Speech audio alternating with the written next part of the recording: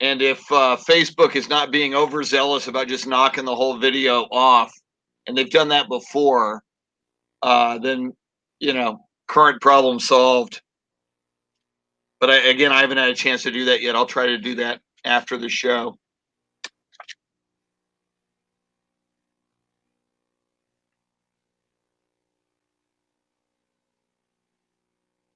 Here we come. Woo!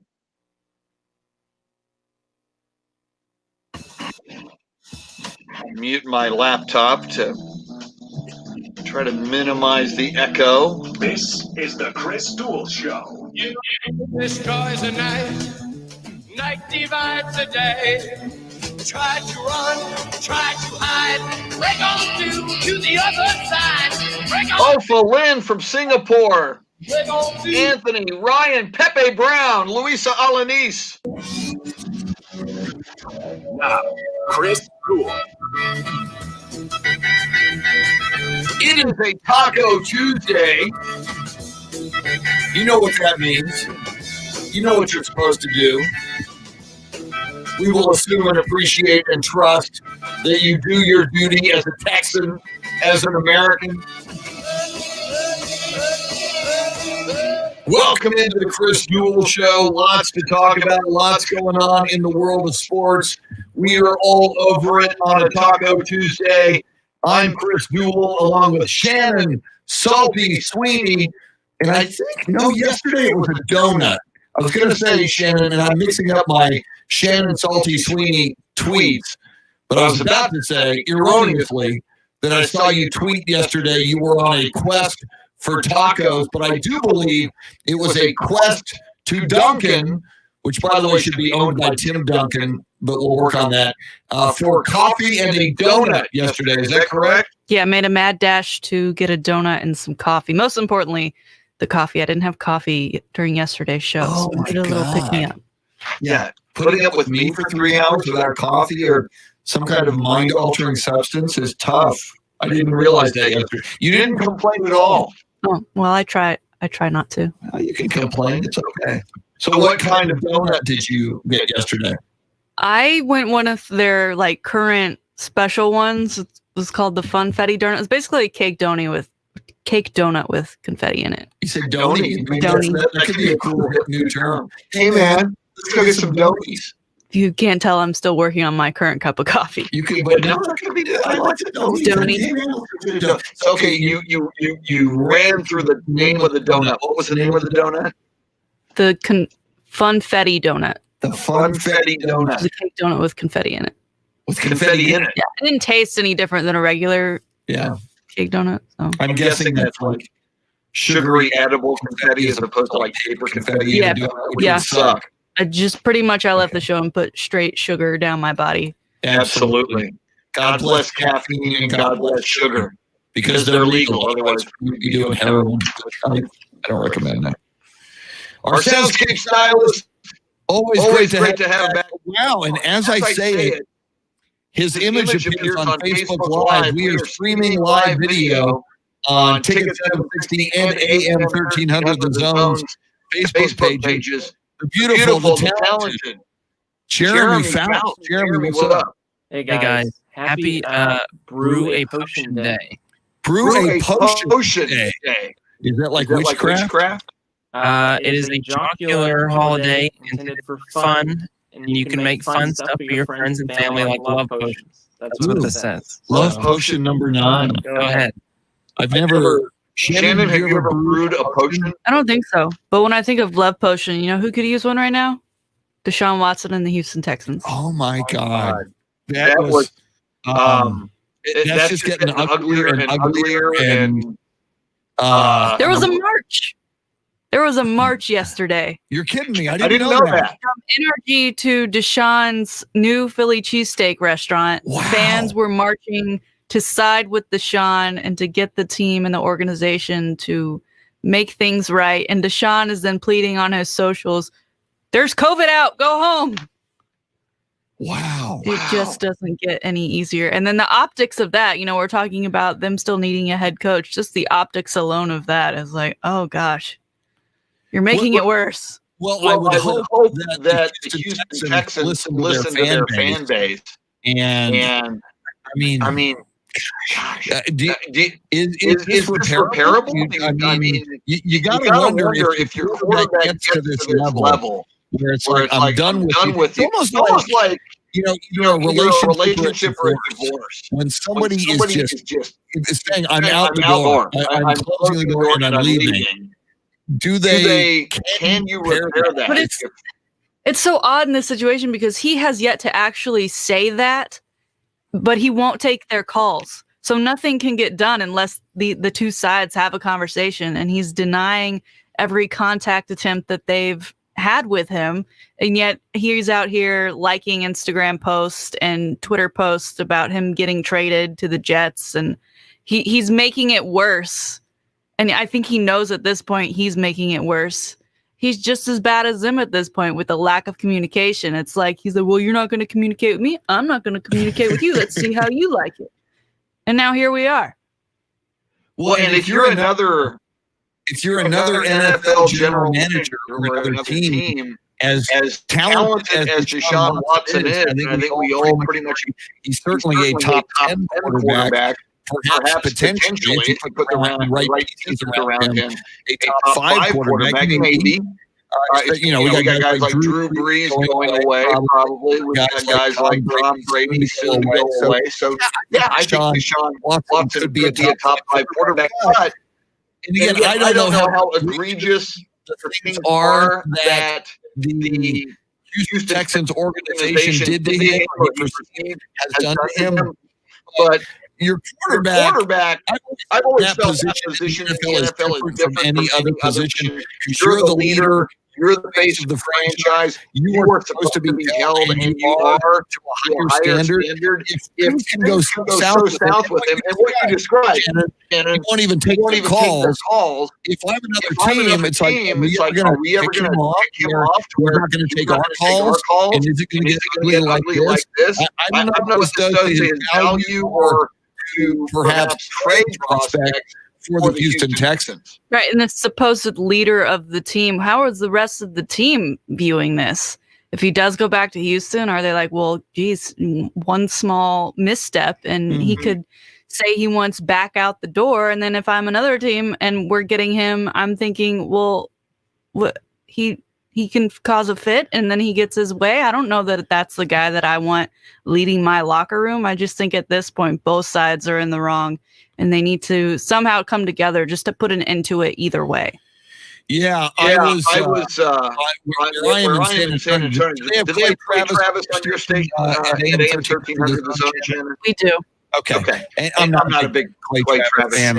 I won't get into it. I enjoy that we cut him off every morning at 6. Yeah. I know people in radio have egos. I mean, it just goes with the territory, I guess.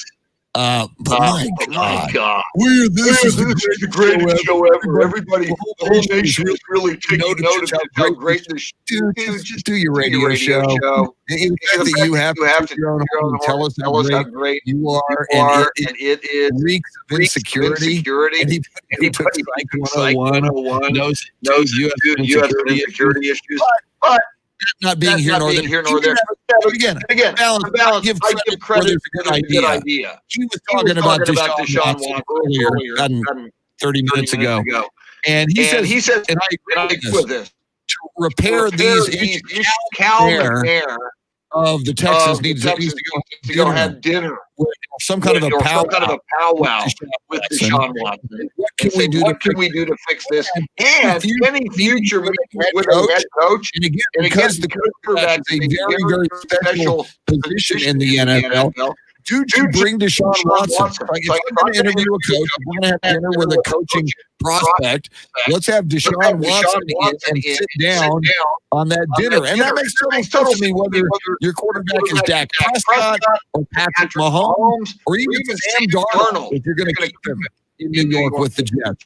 The quarterback is very, very special and integral to your team. So, Clay Travis, not the biggest fan, but that was a good idea. I give him credit for that idea. Yeah, the QB is like your biggest selling point when trying to bring someone in, right? I mean, Urban Yes, Meyer's going over to Jacksonville because he's more than Sunshine. likely going to take Sunshine Trevor Lawrence as the number 1 overall pick and get that franchise up and going again. And the Chargers was such a coveted job because the young quarterback that they have there over in Justin Herbert looks like he could truly be a franchise guy. So Houston, I don't know that they even are able to find a coach until they figure out what they're doing with Deshaun Watson, if that they can convince him to stay and then help them find a head coach.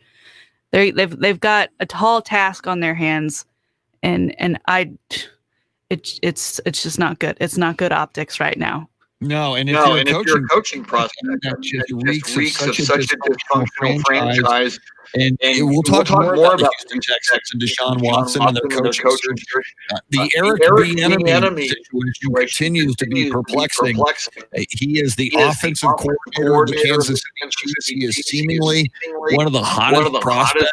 He has been for a few years now to be a head coach, and yet it ain't happening. These head coaching positions keep getting filled in the NFL this season, and nobody locking down Eric Bieniemy as well. All right, let's do this at 6:20. We do this at 6:20 and 7:20. In fact, we do it right here 12 times throughout the day, all the way until 8:20 p.m.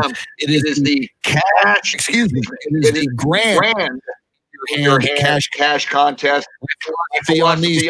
Somebody's going to win it. May as well be you. Listen closely for these instructions. Let us give you money. Your chance to win $1,000 is right now. Text the nationwide keyword LOVE to 200-200. You'll get a confirmation text and info. Standard data and message rates apply in this nationwide contest. Once again, that's LOVE to 200-200. Good luck. That's a cool keyword. Love. Rule. Absolutely. On Taco Tuesday. Who doesn't love tacos on Taco Tuesday? Chris Duel along with Shannon. By the way, if you want to be part of the show, number of ways you can do it. You can dial us up if you want to talk about whatever we're talking about in the world of sports, or there's something on your mind. We're open. The phone number 800-707-9760. 800-707-9760. Anytime we're on the air and don't have a guest, we've only got one guest scheduled. That'll be at 8:35 this morning. Jeff Garcia of Locked On Spurs going to join us. We'll talk Spurs. We'll talk NBA. And speaking of Spurs, Shannon, the Spurs have something to do with our poll question this morning, which some idiot put up really late, like seconds before the show. I got to work on our intern staff. We know what the poll question is, Shannon. Yes, sir. So the Spurs currently number 5 in the Western Conference. Reminder that there are only 72 games this regular season, so shortened season here. Where will they finish the regular season in the standings? We've got top seed in the West, top 4 in the West, between 5 and 8, and 9th or worst in the West. I'd like to know how you voted before I tell you my answer.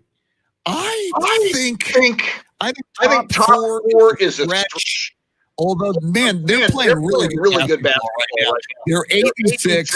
They have won 5 of their last 6 on the road. Last night they beat the Portland Trailblazers 125-104. It was the first time in a long time they blew somebody out.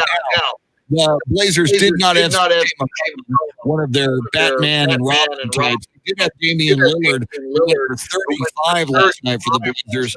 But so I think they're going to finish about where they are right now, right around 5. So the 5 spot choice is I haven't voted, but I voted for it. How about you? Yeah, I felt the same way. So I'm glad we're on the same page here as one Spurs fan to a totally not Spurs fan on the other.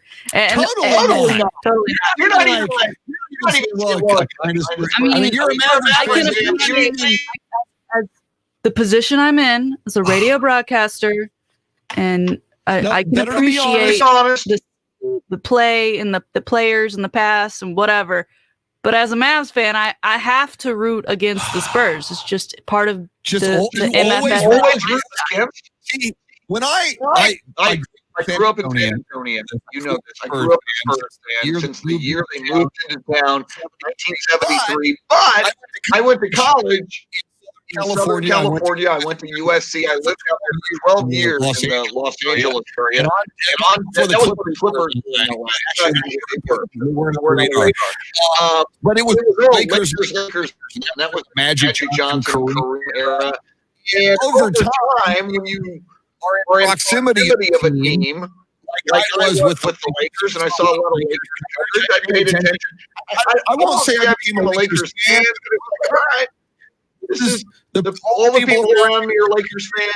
You know, I'm a Spurs fan first and foremost, but I didn't pull against Lakers. I kind of knew in LA. I'm happy if the Lakers win. Okay, whatever. You, Shannon, Salty Sweeney, admitted 80 miles north of San Antonio, the Austin Spurs. You just admitted you pull against the Spurs. Oh my God! I don't turn on their games just to like watch them lose, but when I see the score at the end of the day and they've lost, I smile, of course, because the Mavs and the Spurs always seem to be when they're not playing exceptional and it's that fight to finish in the top 8 to get in the playoffs. They always seem to be in that 2 to 3 teams that they need one or the other to help them out, and so yeah, It helps me out when they lose. That's all I'm saying. I do not root against the Mavericks. When they that's very big of you, sir. You're a better person than I am. I don't root against them. They're Texas. I like Luka Doncic. I'm a Cowboys fan. I mean, I don't pull against the Houston Rockets with James Harden. Yeah, they were hard to like. Right. And later, I mean, and I know there's been a pseudo rivalry, the Mavericks and the Spurs, kind of. I mean, who has more rings? Right. Well, and that's like the time I grew up in is like it was Spurs. I'm in Austin. All these people are Spurs just because of location. Yeah. And here I am a Mavs fan, so it gets under your skin a little bit. All right, Sharon. No hate. I just gotta look out for my team. You just pull against them. Making sure that their next best competitor is not achieving greatness. Bill Shannon is on the show tomorrow. I want to have you tell him that you pull against the Spurs. My hashtag has always been hashtag no Spurs no. No Spurs no. See? I just think you can affirm Mavs fan and affirm the Mavericks, but yes, no Spurs no. All right, it's cool. I get it. Think. She is Shannon Salty Sweeney. She pulls against Spurs. We like her anyway. On a Taco Tuesday. Jeremy Fouts is your soundscape. We do later in the show. Haven't done this in a while. We do have a nominee for Freak of the Week. Somewhere in freaking heaven. I do believe Rick James, the original Super Freak, would be proud. So we got that. We're streaming live video on Ticket 760 and AM 1300 Zone's Facebook pages. If you want to join us there, lots of fun people. Lynn joining us from Singapore. We got Singapore in the house this morning. Lots coming up. Thanks for hanging out. We're with you on a Taco Tuesday. It's the Chris Duel Show.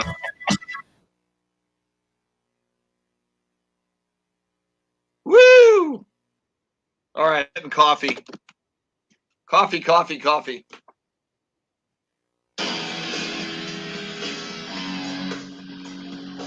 I'll be back.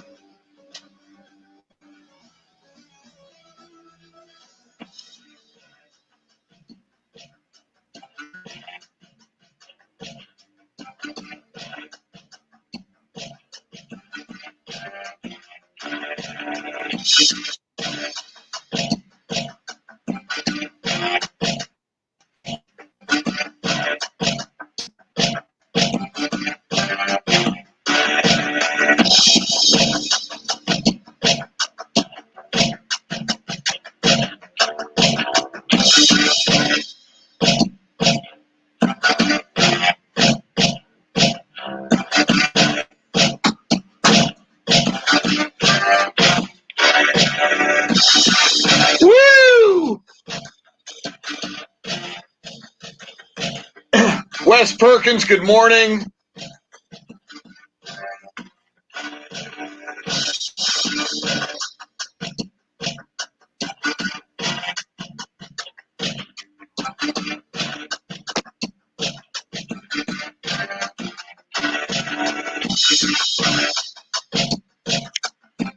Yeah, Alan Green, I do not cheer against the Mavericks unless they play the Spurs. Bring back the Texas A&M rivalry. John Williams, amen. That is a travesty and a pox on DeLoss Dodds and whoever the hell was the A&M athletic director at the time.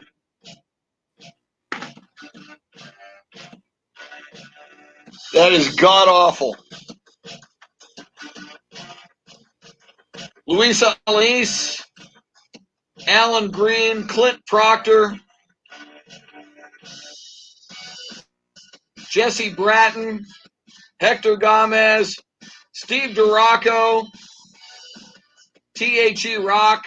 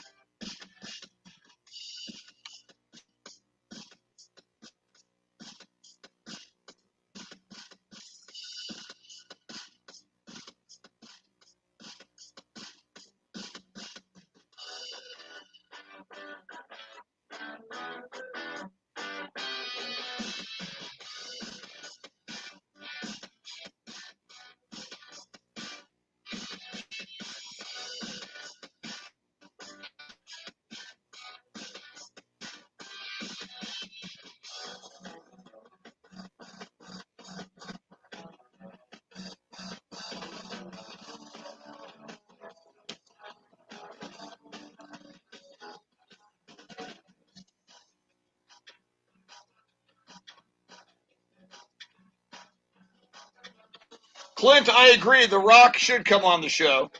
Maybe we'll have a special Antonio Polar Bear Club segment. Anything's possible.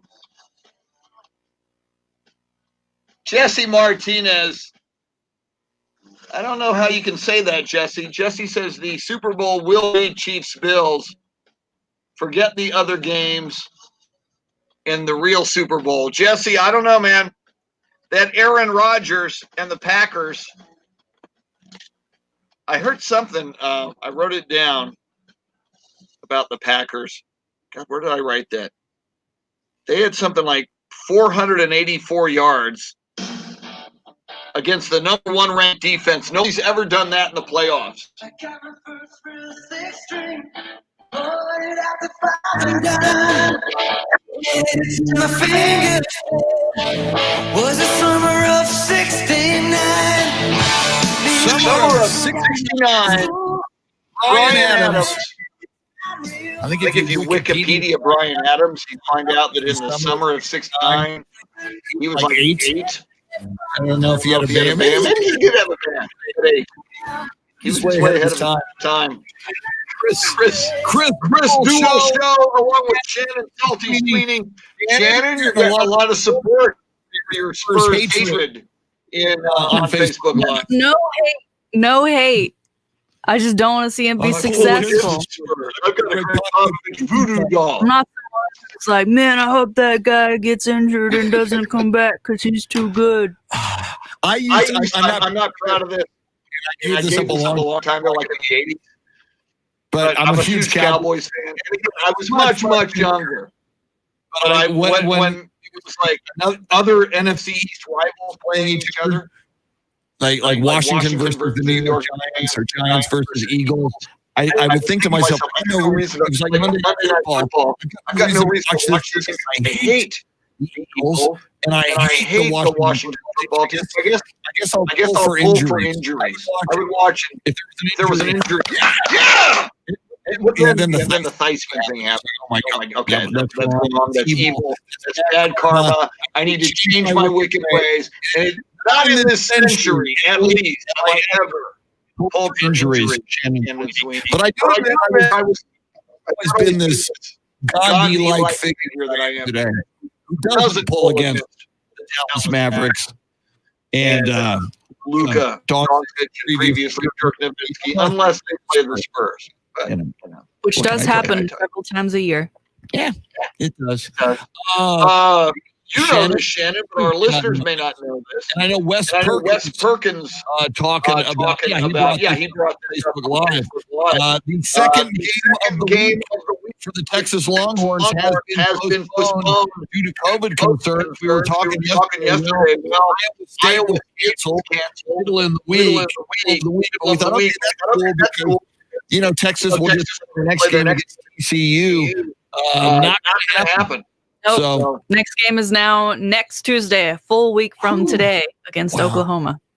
And you got to wonder on one level, okay, rest is good, but as you try to build a team and improve every week and be ready to go in a big way by the Big 12 championship tournament, by the 12 tournament, and obviously the big tournament, the NCAA tournament in Indianapolis. Just have to wonder how everybody's dealing with it, but how these disruptions affect Shaka Smart and this team and their preparations to try to just get better. It's kind of hard to do when not playing real games, I imagine. Yeah, and with Indiana, you'd hope that they take what the NBA did with the bubble and put that in there as much as they can. Obviously, 64 teams is a little bit more to handle than what they had going into the bubble. And you hope that, the season we're in now where numbers are really high, it's also flu season, will have died out a little bit along with the vaccine going out as quickly as it can. I mean, did you think of the logistics? And I know after round one, from 64 to 32. 32. Are there no hotel rooms? There are. Or there won't be a significant number of fans. My goodness. Yeah. That is going to be crazy. So, but so great for that city, right? I mean, can you imagine? Yes. And I heard, and obviously, Indianapolis, the home of the NBA. So that was but I heard that San Antonio was in that discussion. It was. They said, all right, we're going to probably do Indianapolis. Where else could this be done? And San Antonio came up because they've got a really good track record of Final Fours, and given hotel capacity in the South and the weather would probably be decent. Didn't happen, but something to think about. It'll come back though. Yeah, San Antonio is a great time when the Final Four is in town. People like it. It's all down by the Riverwalk. It's all centrally located. Fans seem to enjoy it. All that. I saw an interesting story yesterday, Shannon, and again, as soon as I saw this, I thought was Zeke, you're on the clock. The Baltimore Ravens apparently going to release running back Mark Ingram. And by doing that, they're going to save $5 million on the salary cap. Now, obviously, Mark Ingram not much older, but significantly older than Ezekiel Elliott. Ingram is 31 years old. Zeke is 25 years old. And the Cowboys threw all that money at Ezekiel Elliott. And, my thought was, it's a quarterback-driven league these days. It's a passing league these days. Back in the Emmett Smith era, maybe, and probably you throw all that money at a prolific running back. But within seemingly days after, and maybe it was months after the Cowboys made a deal with Ezekiel Elliott, you saw the Rams, Jefferson, Todd Gurley, they had signed him to a crazy contract. Then you saw the 49ers sign a bunch of running backs, most notably Raheem Mostert, who had been in six NFL organizations, and they were able to scout a really good running back, and they found a few of them at discount prices. I just think the market for running backs has changed. The Ravens a few years ago threw all this money at Mark Ingram. The Cowboys just 2 years ago throw all that money at Ezekiel Elliott. I just think throwing a ton of money at a running back is just not good fiscal responsibility in the modern day NFL. Well, I'm glad the Baltimore Ravens finally got on the ball with that. I mean, I released Mark Ingram from my fantasy team just a few weeks into the season because he was doing absolutely nothing. And for them to get $5 million back, I think that was a pretty easy choice. They also got rid of Texas native Robert Griffin yesterday. What was he? Third string quarterback up there? Second string quarterback. So he's back on the market. Hey, Texans. And the Cowboys rocket. You're looking for a backup for Dak. Maybe he. I mean, I'm sure he'll probably get picked up somewhere for that position. But they definitely had a Black Monday over there in Baltimore. And then with running backs, they're kind of like the NFL's punching bag, right? Yeah. They really do have to carry this giant load. I mean, not only are they running into car crashes, but they're being asked to run through them every single play. So back in the day, I mean, of course, like, pay me the money. Look at what I'm putting my body through. That was kind of the argument. And oh, by the way, I'm scoring all of these points for you because that's just the way the league operated at the time. But now we're in this passing league. And for Zeke at the time of that big payday, we also had this great the Cowboys had this great offensive line that could open those holes and allow him to be patient in his running game. And we don't have that now. And now we don't have the Zeke that we paid all that money for. I wouldn't be surprised if he doesn't produce next season, that they at least put him on the trading block to see what they can get for him. Yeah. And you wonder who wants to pay, the salary that would accompany Ezekiel Elliott. And again, it's just the Cowboys and Jerry Jones and that whole thing. And a lot of people have talked about it, Shannon. Just the way they did that deal. They started signing all of these players, not named Dak Prescott. We talked about Watson, how the quarterback, different breed. He's the face of your franchise. And by all accounts, at the time they signed Ezekiel Elliott, they probably could have signed Dak for like $31 million a year. They probably could have done a deal that would have been millions of dollars less than what he wants now. And again, the Cowboys are Cowboy. Jerry Jones is going to Jerry Jones. And, here we are. Until they sign him, we're at an impasse with Dak Prescott. And now, most of us are, and he's a madman when it comes to rehab. And most of us automatically assume Dak Prescott's going to come back from that injury. But there's no 100% guarantee that he's going to be 100% Dak when he comes back from the injury. So there's a lot of mystery and there's a lot of doubt, and a lot of things are in flux now regarding Dak Prescott. I think Jerry Jones has too much money that he doesn't understand the cap. Because he's you mean I can't keep throwing money at a problem and make it go away? So now he's overpaid, and now he has to bring an accountant in to figure out his details, and it's just not a problem that he, as the man he is, Mr. Helicopter everywhere and anywhere, has to deal with all too often. And now he's got a real big problem on his hands with Dak. I really hope that contract for him happens sooner than later, because I do not want that running up against the season. Yeah, and if it does, then you move into the second season of potentially a franchise tag on Dak Prescott. And then after that, Dak has the opportunity to say, I want out.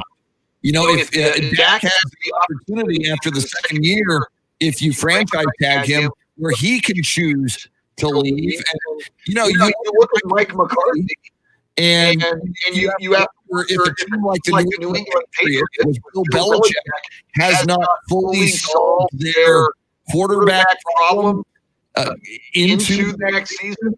I mean, why wouldn't that to survey the landscape and maybe become a New England Patriot and maybe go get some Super Bowl rings elsewhere? I mean, Cowboys haven't gotten Super Bowl rings since 1995, 26 years now since that Super Bowl. I guess it was the 96 Super Bowl, January 96 to 95 season. So 25 years. But, it might turn into Dak being the one to say, I think I'm leaving. Yeah, and they brought in Mike McCarthy because they thought, oh, he'll do for Dak what he did for Aaron Rodgers. That'll work. But really, it's the connection now that we're seeing between Kellen Moore and Dak Prescott, that Kellen Moore gets that contract extension most likely because of his relationship with Dak, and Mike McCarthy clearly didn't really do anything this season. So if that doesn't work out, then, why not go elsewhere where, Bill Belichick may be taking you to the Super Bowl or even somewhere else. Maybe he goes and plays for Bruce Arians. Tom Brady decides to finally retire. There's an opening in Tampa, and Bruce Arians proved he could do it with Tommy. Why not do it with Dak? So get that boy under contract. Don't allow his brother Tad, who goes off on Twitter to say he's not going to make a Cowboy. He can do whatever he wants. Money. Just Dak clearly has love for Dallas and the Cowboys. Just make it happen. And I think he will pull through and be the quarterback that we all need and want him to be. And you bring up his brother, Tad Prescott, on Twitter. And man, Tad, first of all, not feeling the Cowboys' love and quite critical of the organization. But some idiot Cowboy fans, Tad has posted some tweets that he's received from Cowboys fans. Some of them are just disgusting and vulgar and obscene. The worst of which I saw, Shannon, as we all know, Tad and Dak had a brother who about a year ago, I imagine it was by now, took his own life. Some idiot Cowboys fan, because Tad was being critical of the Cowboys organization and taking up for his brother. Some idiot tweeted at Tad, and Tad reposted it. I wish it would have been you instead of your brother, who offed himself. And I was like, really? You're a football fan, and that's where you have to go with your hatred toward this guy? I mean, Twitter sometimes is just so darn ugly that you can certainly understand when some people have a bad taste in their mouth for Cowboys fans. And I'm sure every fan base does it. I brought up the Philadelphia Eagles fans yesterday, which I think are the worst.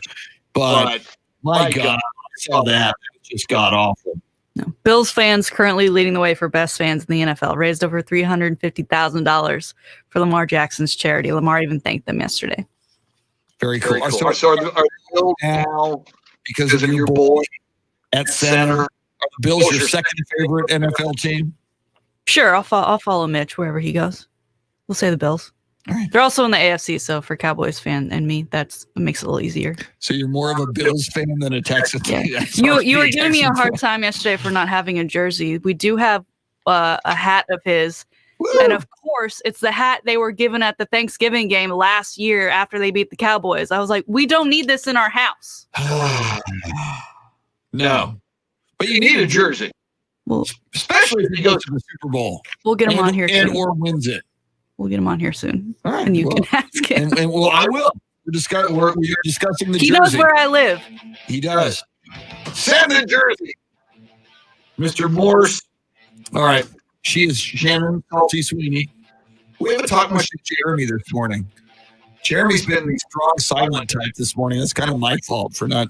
We'll have to ask Jeremy if he's ever created a motion. It's also National Popcorn Day. Might have to talk a little popcorn. Coming up, we will talk NFL, more NFL playoffs, college football, college hoops, NBA, and more. Super Freak of the Week nomination. And, of course, this day in sports history, sports birthdays, your phone calls. She's Shannon Salty Sweeney. Soundscape stylist is Jeremy Fouts. I'm Chris. We're with you till 9. Thanks for hanging out. You're listening to The Chris Duel Show.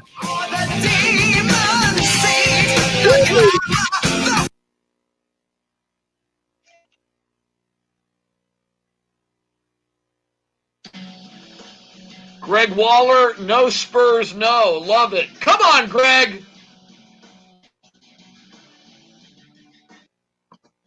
Luisa Alanis. Luisa, that echo apparently still there. I don't. My laptop is on mute, so I don't know where it's coming from, and I'm not an engineer. They tell me they're working on it. Luisa, if you have a smart device like an Amazon Echo, you can watch. It'll be out of sync, but it'll solve the echo. You can say, Alexa, play Ticket 760. That's all I have to say on mine. You can also say, Alexa, play Ticket 760 on iHeartRadio, and it'll usually play. And they tell me the YouTube link links closely to radio.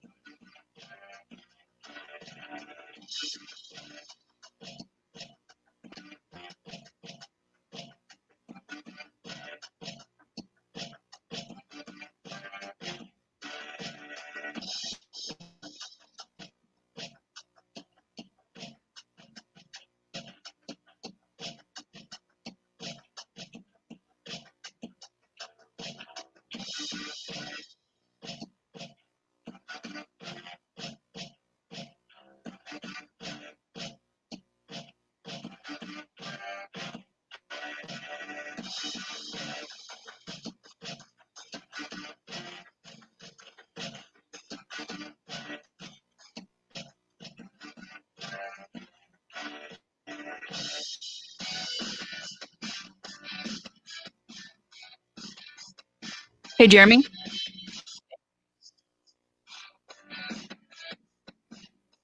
Do you happen to know if there's any promo for the show running in San Antonio right now?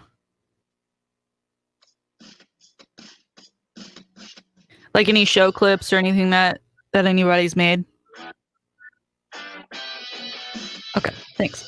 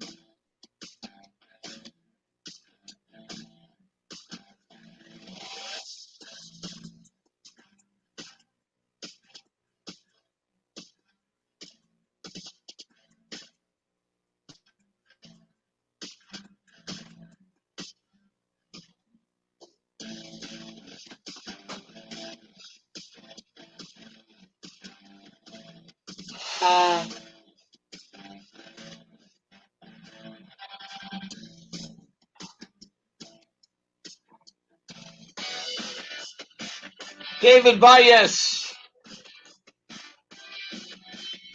Wow, somebody's spamming in here. Babangida Mohammed. Babangida, here comes banned from the stream. Woo! You are banned. Adios, muchacho, and delete. Woo!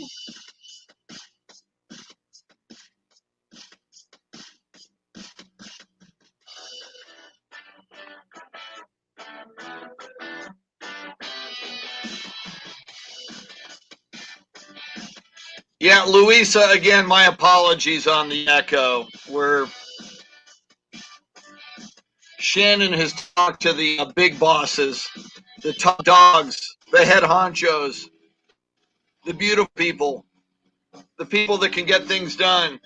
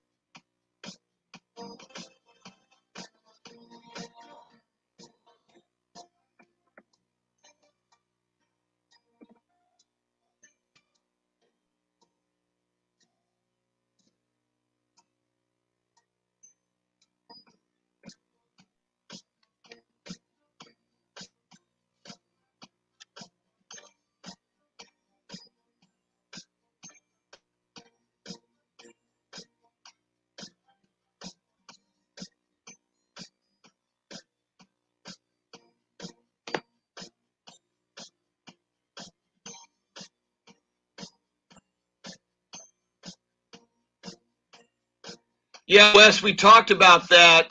The Spurs being fifth in the West. It's our poll question this morning. Where will Spurs finish the regular season? I think they're going to be right around fifth.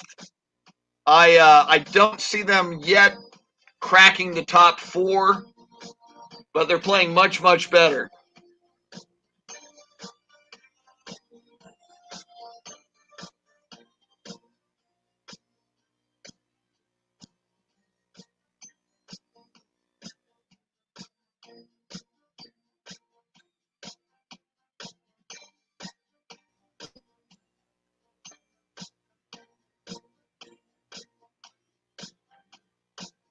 West has 6 in the West. Man, Golden State beat the Lakers last night at Staples. Spurs' next opponent tomorrow night is Golden State. We'll talk Spurs at 8:35 with Jeff Garcia. Bill Schoening will join us tomorrow.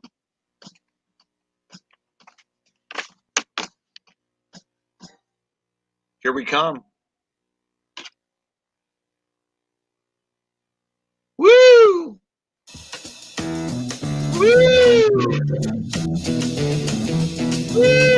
It's the Chris Duel Show. You know the day destroys the night. Night divides the day. Try to run, try to hide. Break on through to the other side. Break on through to the other side.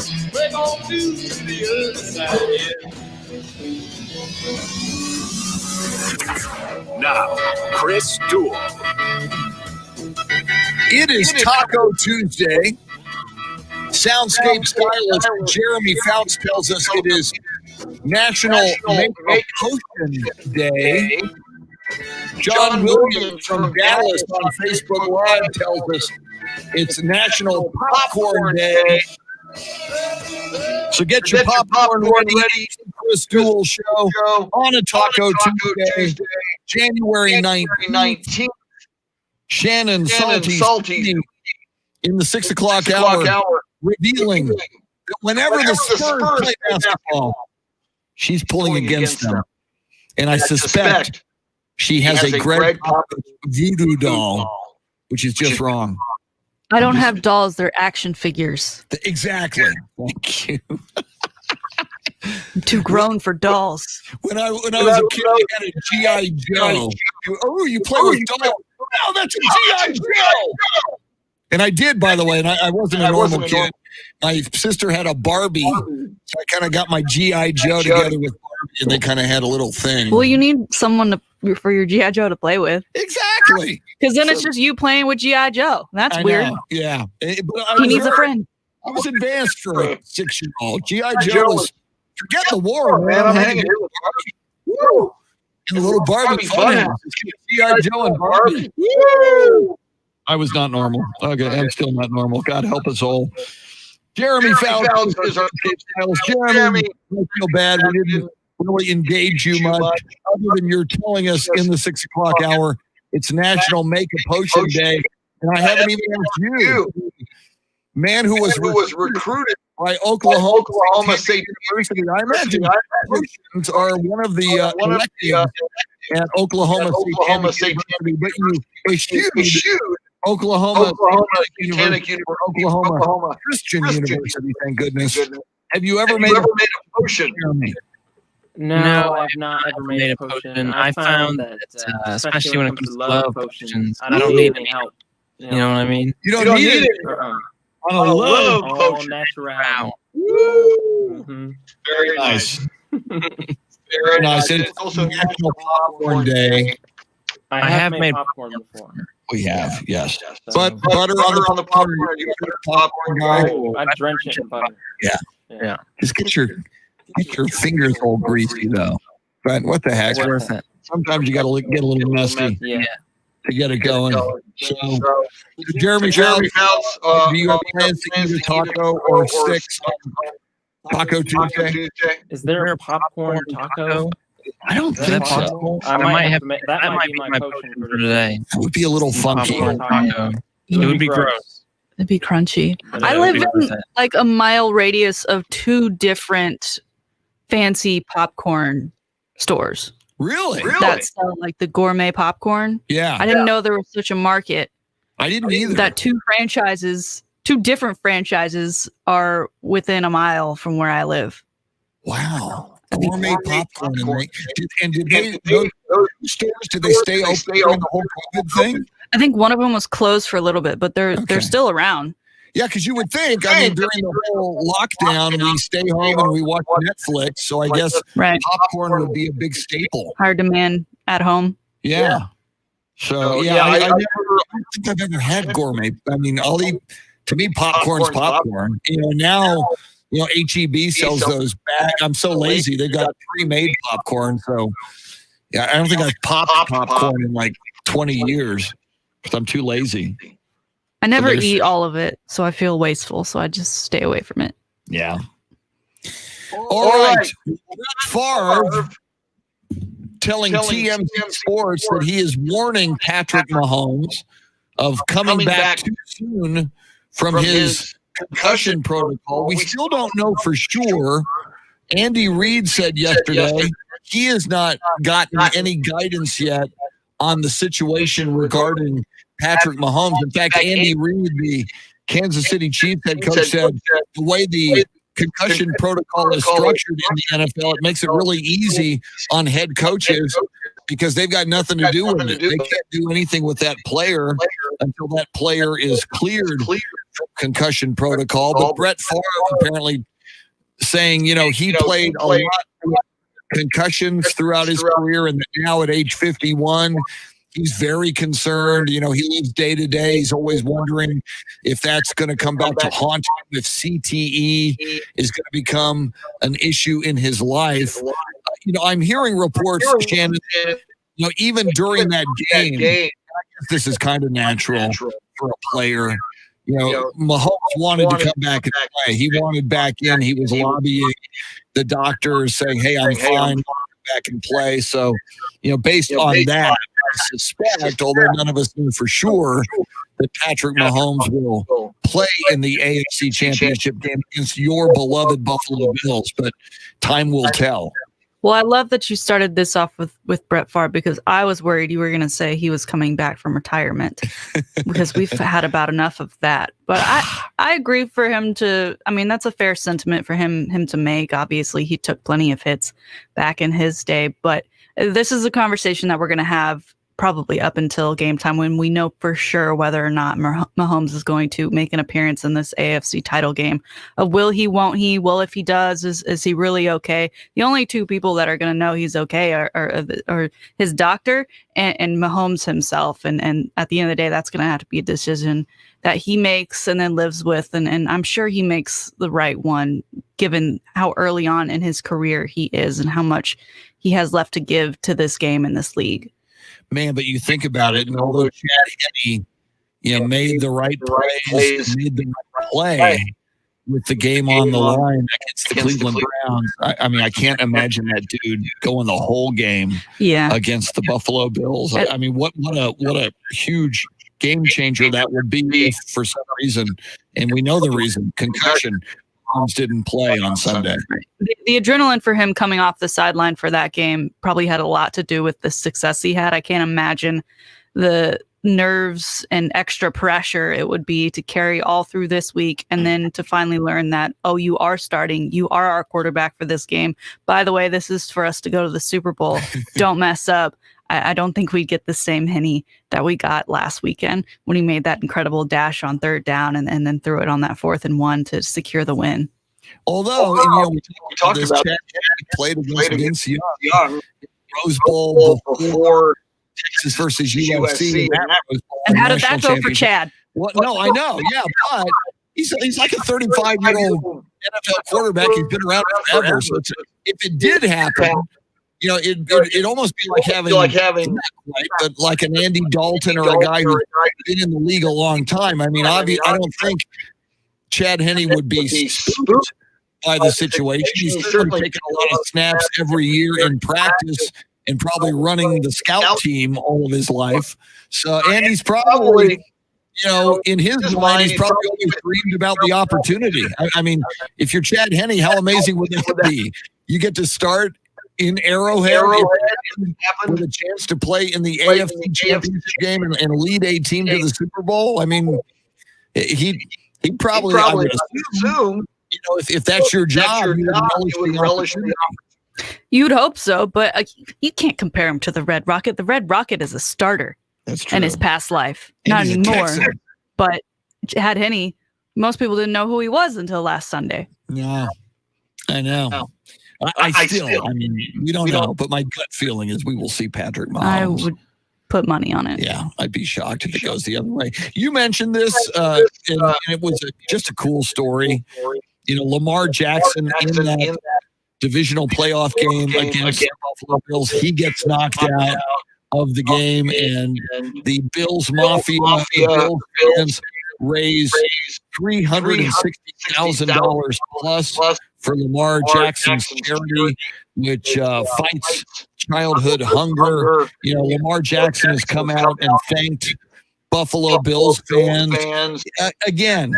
So, I brought up whoever that idiot, horrid Cowboys fan was, who sent that god-awful tweet to the brother of Dak Prescott, Tad Prescott. It's so nice. And again, coming out of 2020, the election year, and such divisiveness in this country, it's just nice to see fans behaving not only well, but doing something remarkable like Buffalo Bills fans have. I just want to underscore that. I just think that's real cool. Well, remember last year when the Bills secured their first playoff berth in what felt like forever, they then donated to some Bengals charities because they were the team that they beat in order to secure that playoff win or playoff berth. So Bills fans are known for this, and in a way it's kind of thanking them for allowing their team to succeed, but doing it in such a fantastic way. It seems like now it's becoming a tradition. Over 13,000 Buffalo Bills fans were part of that donation this go around with Lamar Jackson. So what an incredible fan base. I know Tanner was in here yesterday and was joking about like the throwing of tables, and they certainly do have some extreme fans, but how could you not be that extreme and that active when it's so freaking cold up there and snowing all the time? You have to move your body around to warm yourself up. But that fan base, way to go. I would love for them to beat Kansas and see where they donate next. Well, and I mean, again, we said that of these four teams, the Buffalo Bills are the team that is not broken through in the Super Bowl, even though they went to four of them in the Jim Kelly, Marv Eve era. That is a long fan base. And you mentioned the cold. It gets cold in Texas. Sure, drops below 50. I can't imagine New York and being a Bill fan. You got generations of fans. Grandparents, their adult kids, the kids of those adults who just have never seen Bill go to the promised land and win the Super Bowl. And if they could get by the Kansas City Chiefs, it's a distinct possibility this year. A lot of people saying, you look at the talent on that Bills roster, and they got the talent to win a Super Bowl that would be remarkable. And in the final analysis, if it happened, I'd be happy for them. We had someone mention on our Facebook Live earlier today that this Kansas Bills game is going to feel like the Super Bowl and just kind of forget the other games. I don't know that we forget the other games. People love football. We want to watch football. We don't even care who's playing. It could be the Browns versus the Jets from 3 years ago, and we would all be watching that game. But it certainly feels like the game that has the most on the line. I think a lot of people expect Aaron Rodgers to get one over on Tom Brady this weekend to get his ticket punched to the Super Bowl. But both games will be enjoyable. There's plenty of storylines to go around for all of them. Of course, we had Tom Brady yesterday. He does his little after the win post on social media that I don't know who his team is that makes them. Sometimes they are just utterly ridiculous, but he's ready to take on Rodgers and head up to Green Bay, where I'm sure it'll be just as cold. All these games are going to be freezing this weekend. Luckily, the Bills, though, are already from the Great North and shouldn't feel too uncomfortable playing in Arrowhead Stadium, unlike the Bucs heading up to Green Bay. Now, and I could tell as soon as you saw his little Instagram. I mean, immediately. I did not see it. What did Tom Brady? Yeah. It always starts with, "We got the W. It's on to the next one. Let's do it." And then the music is like building, and then they show some highlights, and then there's usually some sort of animal reference in there. Really, an animal, like a tiger, something dumb. This man. Listen, he's like the Taylor Swift, I think, of the NFL, where like people hate him because he's so successful and he's so great at marketing himself that you just can't get away from him, and he's just so great at what he does, and yet we can't stand him. Please go away for 5 minutes, and we can't get rid of him. You know, it's Monday. I just watched you yesterday. You're the lead storyline. Now you're posting videos that are taking up headlines. Please be quiet. And again, I've flipped on it. And again, it's because I'm old, and because he's the oldest quarterback, and because he wants to play until he's 45, and because the more he wins, the more I think he sticks it to Bill Belichick and to Robert Kraft and the New England Patriots and that Boston sports fan base, which I dislike slightly less than the Philadelphia Eagles fan base. So I'm kind of pulling, and I'm pulling for it. All right. Brady versus Aaron Rodgers. Don't you want Brady over Aaron Rodgers? Come on. I do like that storyline better, which I hate because then we have Brady in another Super Bowl, and the Super Bowl is in Tampa. You know what? Jeremy just went. You're right. You're right. Super Bowl isn't. I know we have cash to get to. Yeah, I know. Jeremy goes, you haven't done the contest. The contest was at 7. Thank goodness you're here, Jeremy, because I was getting all caught up in my Tom Brady discussion with Shannon. Maybe we'll get back to it. Right now, Jeremy reminds me, at 6:20 ish, we actually do it 12 times throughout May right here. We're going to do it all the way up until 2020 this evening and every weekday. It's hand in your hand cash contest, and it gets a little bit something like this. Let us give you money. Your chance to win $1,000 is right now. Text the nationwide keyword PAY to 200-200. You'll get a confirmation text and info. Standard data and message rates apply in this nationwide contest. Once again, that's PAY to 200-200. Good luck. Good luck. We were talking about obviously the game that each had was in New Orleans against the Saints. We talked yesterday about that video.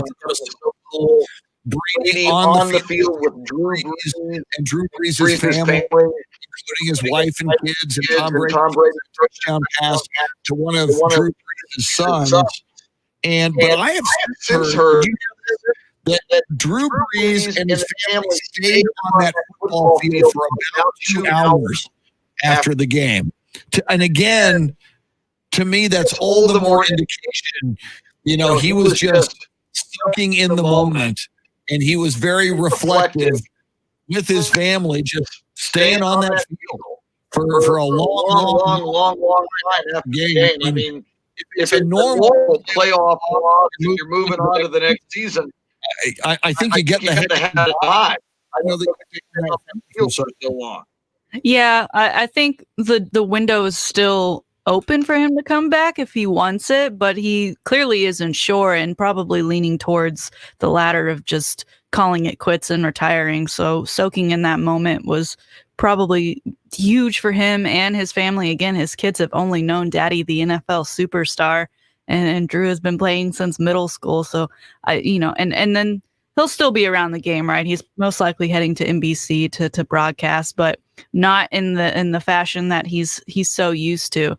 I'm sure that the broadcast booth will be good for his body.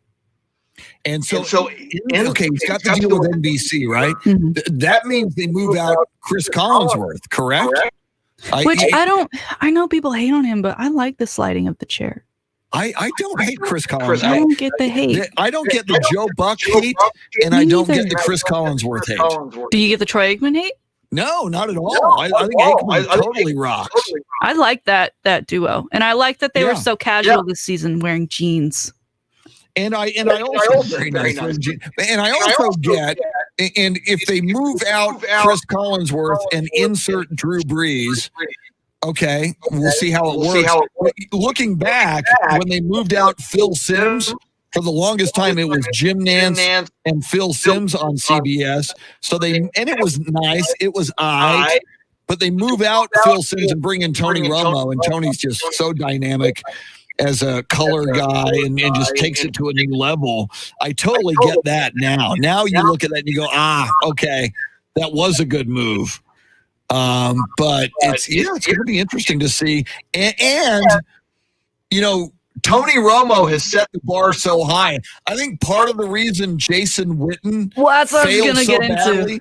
Say what? I was going to ask you, do you think he's going to be more of a Tony Romo or Jason Witten? It's a great question. And again, I think Drew Brees will be fine, but Romo is so darn good. I mean, he's knowledgeable, B, he's entertaining, C, he's passionate. He's almost like a fan, the way he gets so excited about the game. It's going to be fascinating to see what Drew Brees brings to the equation. Yeah, and height won't matter for him in this. He can adjust that microphone however he wants. True. And you brought this up as well, and you said most of us believe that Aaron Rodgers and the Green Bay Packers are going to win that game at Lambeau Field. One of the big indicators, the Packers against the Rams, just Packers offense versus Rams defense. Rams defense came in ranked number 1. The Packers rolled up 484 yards against that number 1 ranked Rams defense. That's never been done in NFL playoff history.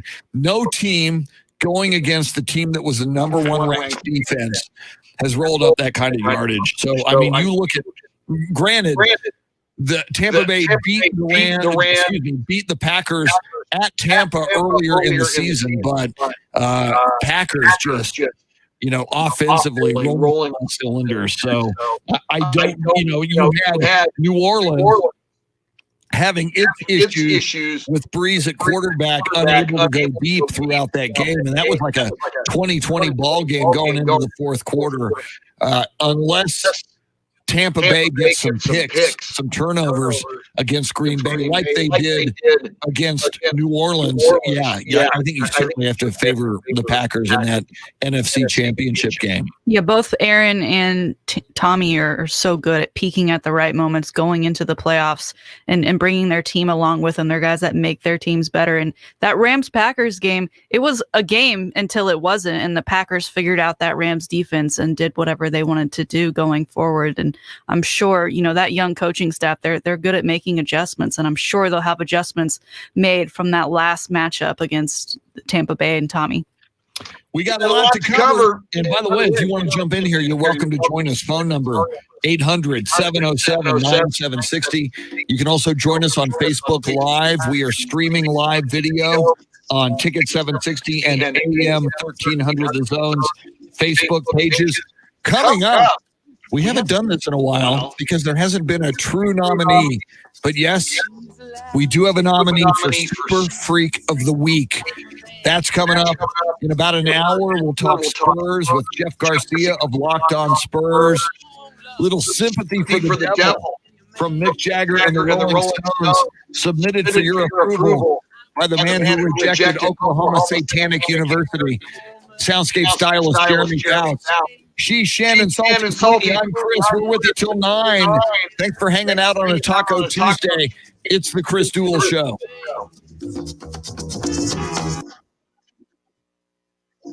Pleased to meet you. Woo! Woo! Woo! John Paul Albert, good morning. Tracy Bogert, Yvonne Yancey McGowan.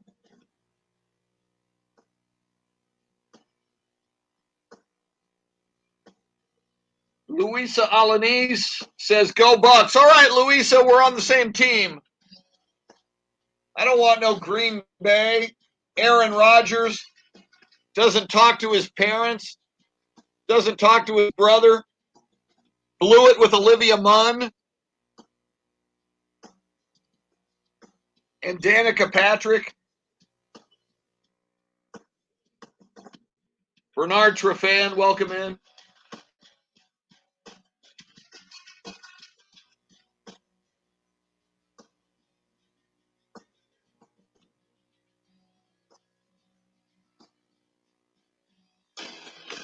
So we'll do a Super Freak of the Week in this next segment. Thanks, man.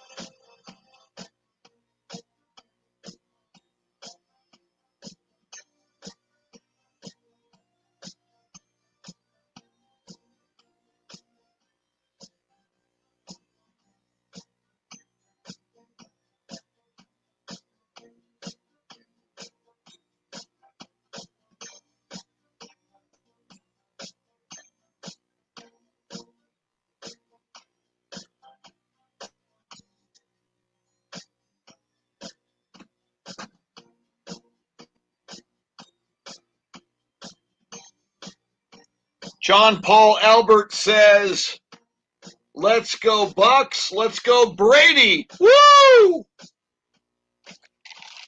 I am with you. Brady, baby.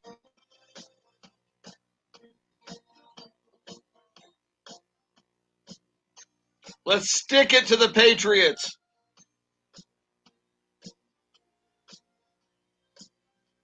Let's win it for Giselle.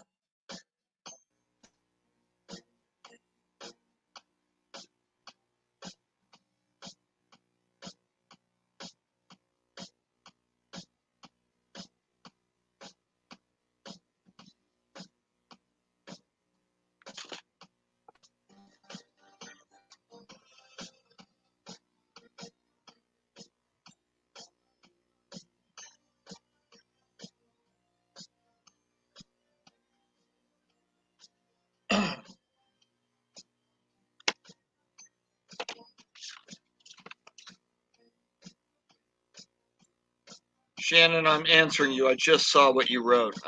Let's see.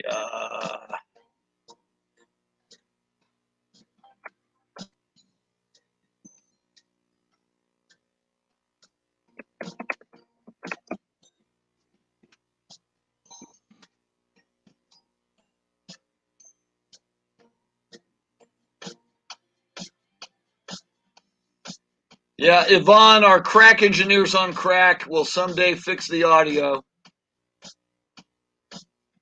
Yeah, John, I saw that Brady Cowboys statistic. Kind of ugly. Let's see here.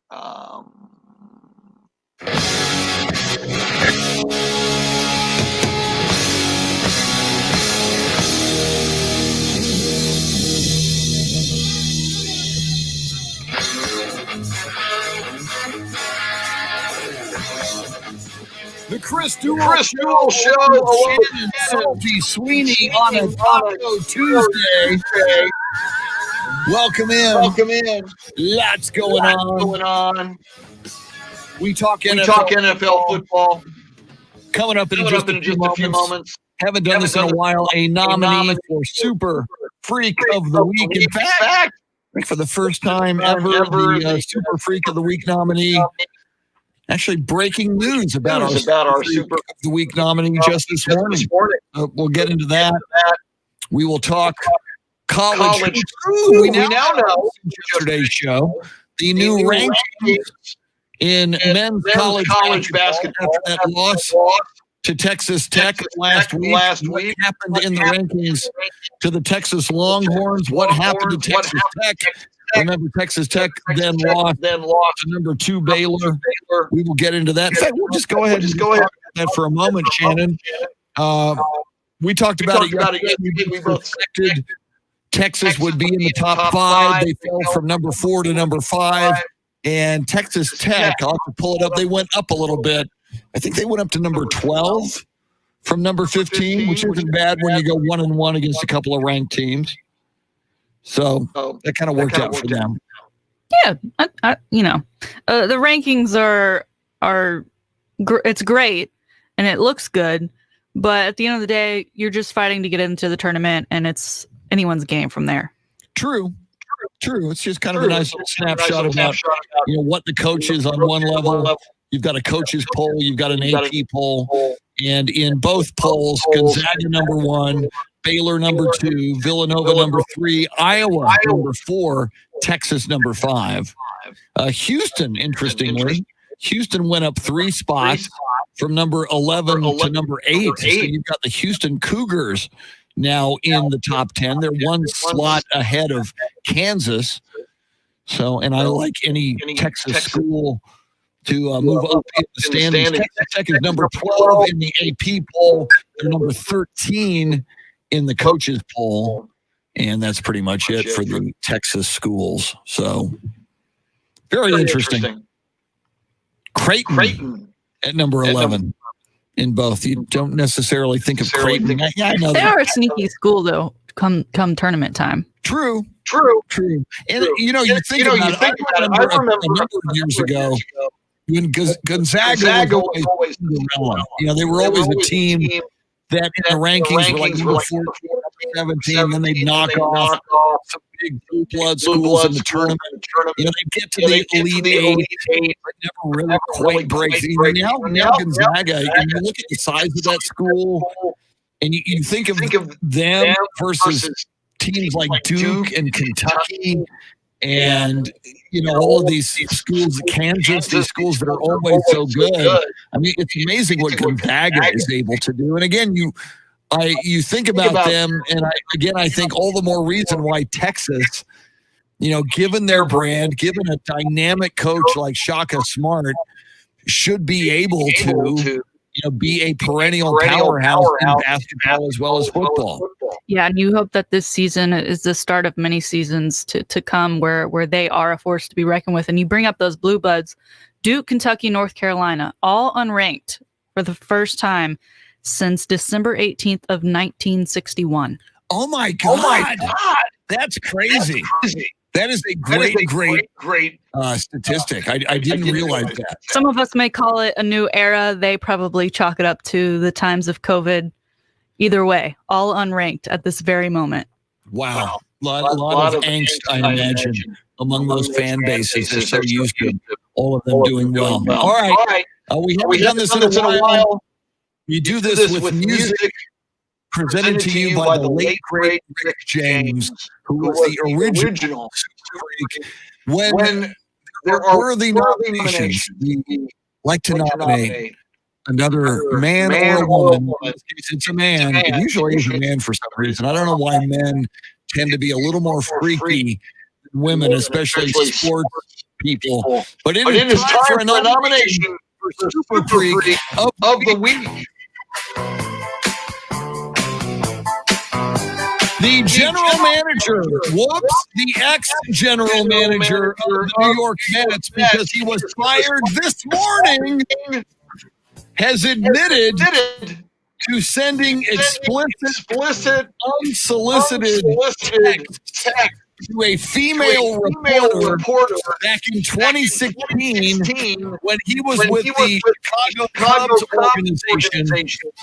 Jared Porter sent 62 separate texts, including how can I say, photos of a man's body part. Now, Jared Porter goes, "Oh, that wasn't my man's body part that I sent her. That was a stock image."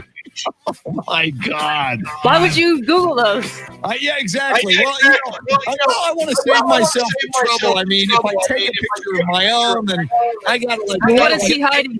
I have to get the lighting just right. I might have to get one of those circle lights, that you do for vanity. Why don't I just Google and just get a really nice looking photo of some other man's? But my God. In 2016, I don't remember exactly when the Me Too movement was like all the rage, but I mean, come on, man. Come on. What? You were there for not even a month. Yes. Just over a month. December 13th, he was hired. And obviously, this all happened in 2016, so it's not like this came along with him getting hired. But oh my God. Another man of high power, thinking he can do whatever he wants, thinking that everybody wants him, and sending 60 plus messages and pictures to someone who didn't want them, didn't ask for them. She wanted nothing to do with it. And he thought, this is a good move. And maybe on the 57th unsolicited text, maybe she'll dig me. Yeah, maybe it's the angle. Maybe it's that stock picture. I should look for another one. So she won't notice the difference. Exactly. Jared Porter, as of this morning, the former general manager of the New York Mets, you are our latest nominee for Super Freak of the Week. And by the way, you will remember that last year, the Mets had to blow out Carlos Beltran because of his involvement in, using a camera to steal signs. Somebody tweeted out this morning, the Mets have had to fire in consecutive years people they hired for inappropriate use of cameras. If you get hired by the Mets, you may want to take a good hard look at yourself as to why you have sealed the deal, and then start counting down the days until they find out what's wrong with you and let you go. And once again, it just somebody. How many people wouldn't want to have a as a baseball general manager? I mean, you have somehow, Jared Porter, risen through the ranks, have a dream job that most of us in the world of sports would love to have, and you do this. Where does he get a job now? I don't know. It's good luck. I mean, how do you? I don't think you do. Maybe as a consultant to some team, and consulting them not to. Yeah. I mean, Shannon, have you had? I feel so bad for women because this happens so often. A man will just cross the line. The woman who's not interested. No means no. Can't take it again. Look somewhere else. And then it goes to the level. Oh, this blank pick. Let me send her this. Wait till she sees this. Let me Google a photo of some other man's body part. Now she'll love me. Have you ever had to deal with some idiot dude just going too far and not getting in?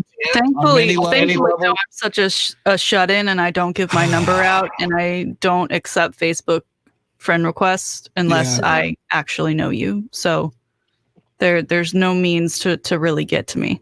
Well, and we have seen this. I mean, most recently. Well, first of all, I guess the most famous one was Congressman Anthony Weiner. Classic. Yes, his name. Ironically, years ago, got in for something like this, and I think he sent somebody a Twitter direct message with a similar photo. Then you had, I think, about a month ago, CNN legal correspondent Jeffrey Tubin on a Zoom call. He's on a Zoom call. And how can we put this nicely? Got involved in some extracurricular activity during the Zoom call.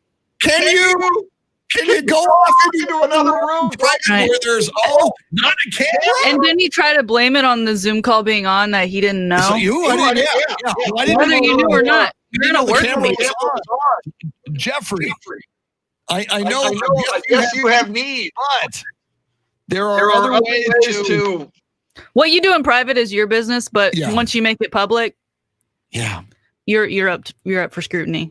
So crazy. But congratulations, Jared Porter. But I mean, we see this so often where just a guy just continues to just push a woman, and he has no business with it, and no means no. And I never got the whole send me a picture of your junk thing. I just never got that. So all right, moving on. Super freaking.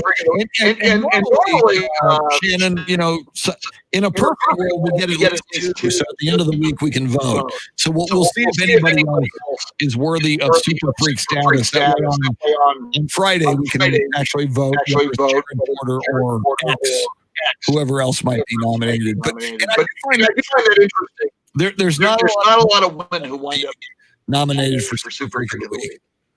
I don't know why. There's still time. Yeah, thank you. There's still time. It's early in the week. It's early in the day. It's early. You're right. Early.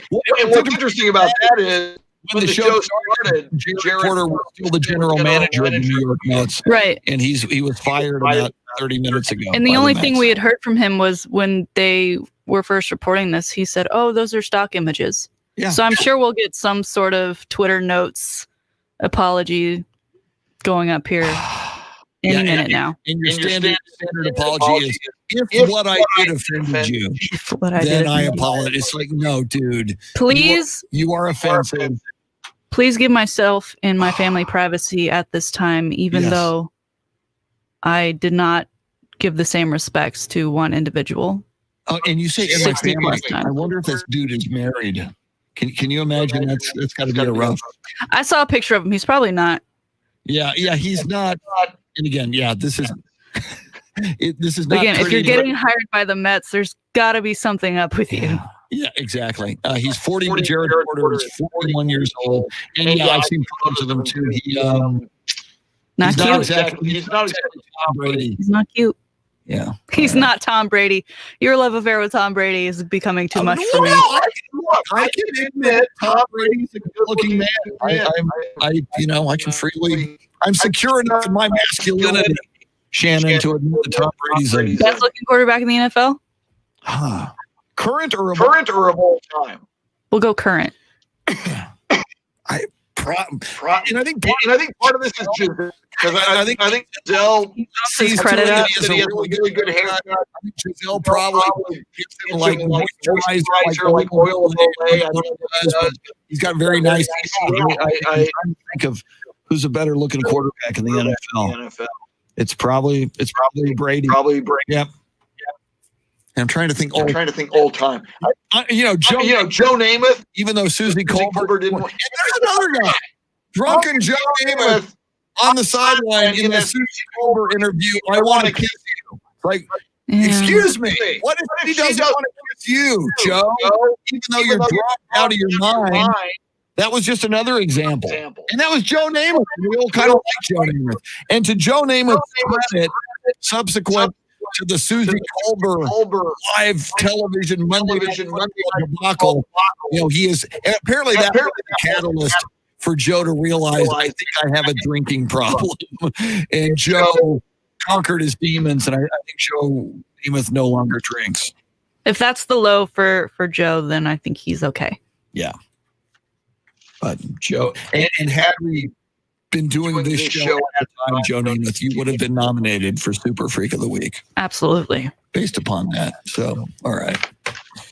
So, Kevin Durant and James Harden, 2 games in. Last night they combined for 64 points, Shannon, and the Brooklyn Nets defeated the Milwaukee Bucks, and they don't even have Kyrie Irving back yet. Apparently later in the week, they say maybe tomorrow night in a game, Kyrie may show up if he decides. But it's going to be interesting. 2 games in, the James Harden experiment in Brooklyn. So far, so good. It looks like it's working. Yeah, if Kyrie doesn't have anything on his calendar, i.e. party or Zoom call or some sort of dinner he has scheduled, he may walk in and decide to play basketball one of these days. But right now, it's not looking like they really need him. If I'm Kyrie, I'm thinking, oh my gosh, I need to prove my worth now because they seem to have it handled just fine without me.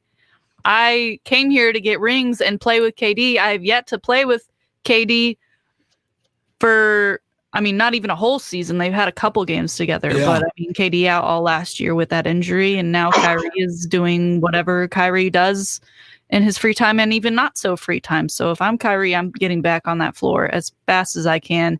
I'm sure he's got some things to work out with the team because they are not happy with him at this point.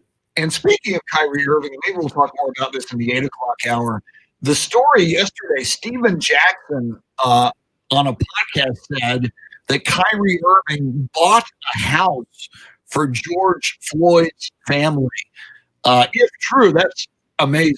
Kyrie Irving gets a lot of grief, and he should, most notably for saying the earth is flat and for kind of being a flake. But if indeed that's a true report, that he put his money where his mouth is and did something really kind for the family of George Floyd, which went through the unspeakable tragedy when he was murdered by that police officer in Minneapolis over the summer. I must tip my hat on Facebook Live. I'm tipping it to Kyrie Irving for that. We'll get into more of that. We'll talk NBA at 8:35 with Jeff Garcia of Locked On Spurs. We're with you till 9. Thanks for hanging out. You're listening to the Chris Duel Show.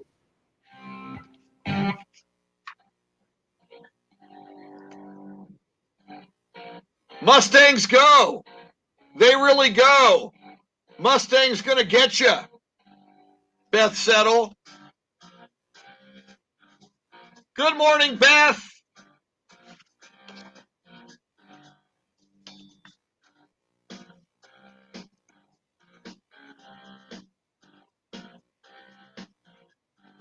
Paul says Josh Allen is now the best looking NFL quarterback.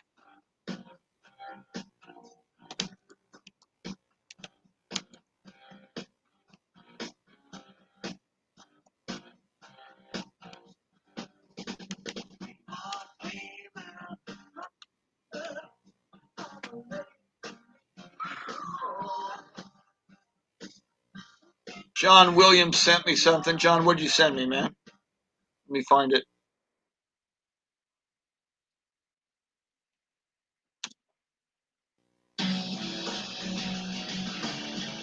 Probably sports history and sports birthdays here.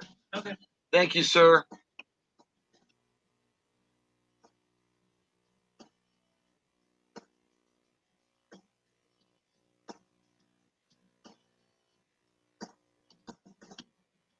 WrestleMania.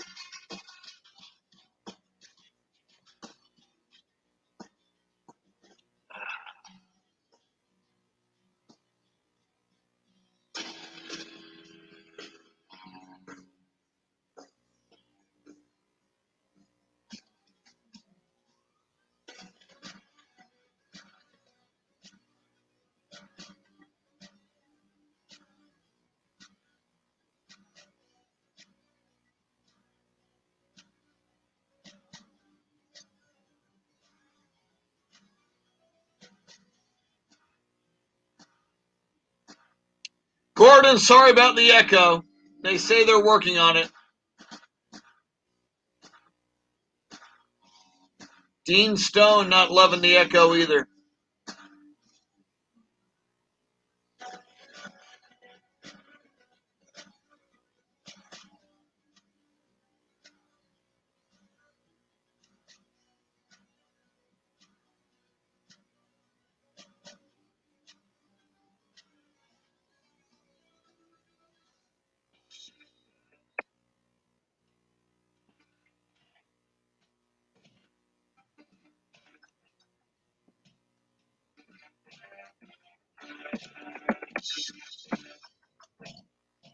Oh, man.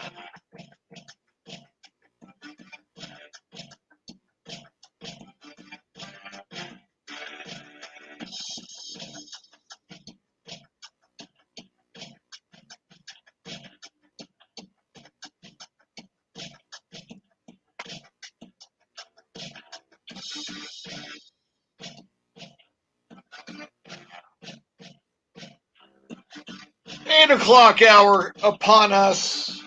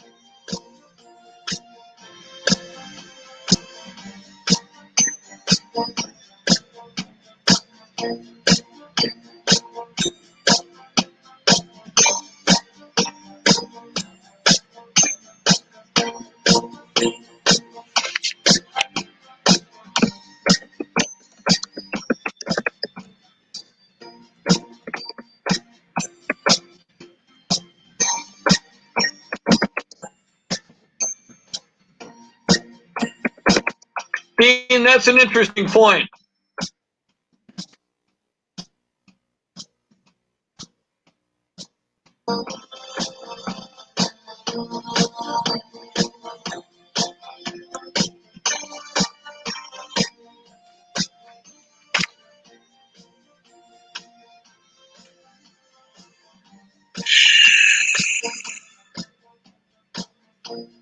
Thank you, Yolanda.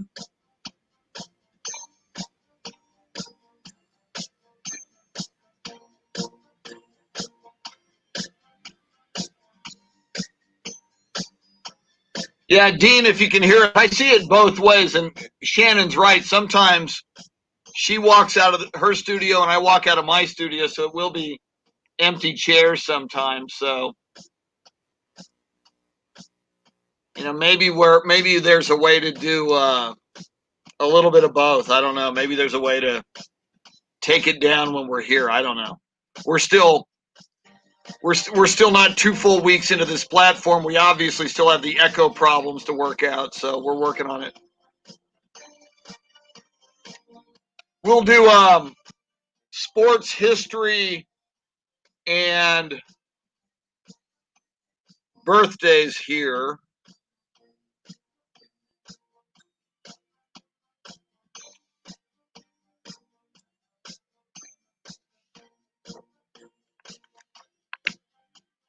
But yeah, Dean, I appreciate the feedback because we want to do this the best way that is the most entertaining, enjoyable, interactive for you guys. So I certainly see your point.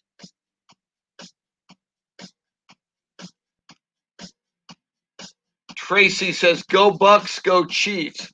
See, that would be a cool Super Bowl. The GOAT, Tom Brady, versus the probable future GOAT, Patrick Mahomes. I could dig that. This is the Chris Duel Show.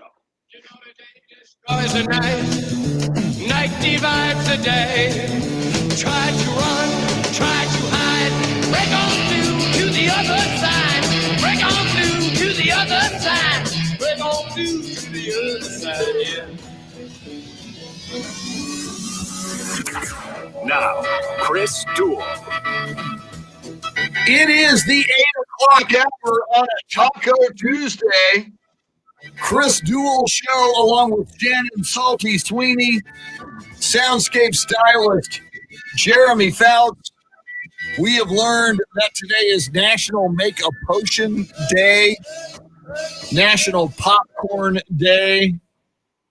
We're talking all kinds of sports from the NFL playoffs to the NBA to Major League Baseball, where the New York Mets this morning during this show have fired their general manager because he likes to unsolicited send women photos of male body parts. That's how he signs players. Say again? That's how he brings in players. Maybe, yeah. Hey, man. It's unsolicited messages. You want to come through in the DMs and be a New York Met here. Here's a photo of my junk. God. Men are dogs. Men are dogs. I'm just saying. All righty. So coming up at 8:35. He's not a dog, I don't think. He's never sent me an unsolicited text. Jeff Garcia. We'll ask him. Jeff, have you ever sent anybody a photo of any part of your body other than, a selfie? I guess that is a selfie, technically. I meant your face. But I don't know. All right. Oh, I was just wondering, Shannon, and I haven't explored other teams' rosters, but I know you're into the Buffalo Bills because you credit yourself with the career of the starting center of the Buffalo Bills, who you played football with in the front yard growing up. But Cole Beasley, do we maybe pull for the Bills because of Cole Beasley and his years of service to the Dallas Cowboys? I mean, at least if the Buffalo Bills win a Super Bowl, at least Cole Beasley gets a ring. Should we care about that? Should I go through the rosters of all 4 remaining teams in the NFL playoffs and just see how many have Cowboys connections and maybe pull for them on that level? That's a good way to look at it if you're a Cowboys fan. If you need to find some skin in the game. I don't think Cole Beasley, I mean, to me, I don't have an issue with him. I don't really think he left the Cowboys in any disarray. I think he just was going to cost, they didn't want to pay him, right? Yeah, didn't he ask for more money? All that money. More money. And I've actually called him college funds because, he has that little rap career and then he raps about, can't snap the chains up off me. I don't have none. Spent my money on college funds for both my sons. Wow. So, White he wanted to go. Cole Beasley He wanted to go. SMU. He wanted to go get that bread so he could send his kids to college. So we can't hate on him for that. So Cole Beasley, does he have like rap albums? I know he's on I think Spotify. He may even be on the iHeart. I did not know. Maybe Jeremy needs to pull some stuff. I think it's all clean too because he's Cole Beasley. Hi, I'm Cole Beasley. I'm a clean rapper. Yeah, I think he may even have a rapper name. Really? Yeah. DJ Funky Cole. I don't know. Mrs. Beasley. Mrs. Beasley because of the long hair? Yeah, something like that. There was a TV sitcom in the 60s called Family Affair when I was a kid. And there was it was Buffy and Jody. And Buffy was a little girl and she had a doll named Mrs. Beasley. And when Dave Campo was the head coach of the Dallas Cowboys, Dave Campo, I know he's a man, but Dave Campo kind of looks like the doll, Mrs. Beasley from Family Affair. So that's where Mrs. Beasley came from, at least in my head. So what can I Thank you for explaining that. I know. Some of this, I got weird things in my head, but I don't send pics of my junk. New York Mets former general manager Jared Porter. I'm just saying. All right. Before we proceed on this Taco Tuesday, January 19th, 2021, let us climb into the time machine and go back in time and see what happened on this day, January 9th, in sports history. January 19th, 1903, in France, they announced a new bicycle race. They were going to call it the Tour de France. It kind of worked out. It kind of became a big deal. They started that today.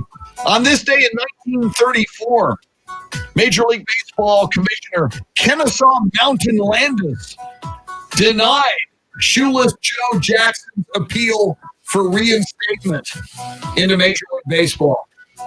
Now, Shannon, Kennesaw Mountain Landis is a cool name, but he was a racist dirtbag. He was the Major League Baseball commissioner for decades, and he was one of those guys who personally made it his mission to keep African Americans and players of color out of Major League Baseball. So we don't need people like that. No. So burn in hell, Kennesaw Mountain Landis. That's all I'm saying. This day in 1974, Notre Dame beats UCLA in college basketball 71-70 in South Bend, Indiana, to end the Bruins' NCAA record 88-game basketball win streak. 88 games, Shannon. And you know who was the center for the UCLA Bruins at the time? My man, Bill Walton. Oh. I love Bill Walton. Was he quieter then? I think he was, because John Wooden was his head coach. He said, "Shut up, Bill. Just play basketball." This year in 2000, the year 2000, Michael Jordan, who led the Chicago Bulls to 6 NBA champions. I don't know where 7 came from. 6 NBA championships as a player, returns to the NBA, joining the Washington Wizards as part owner and president of basketball operations. This day in 2013, wow, more Tour de France news. Lance Armstrong admits to doping in all 7 of his Tour de France victories. Are you a Lance Armstrong fan, Shannon?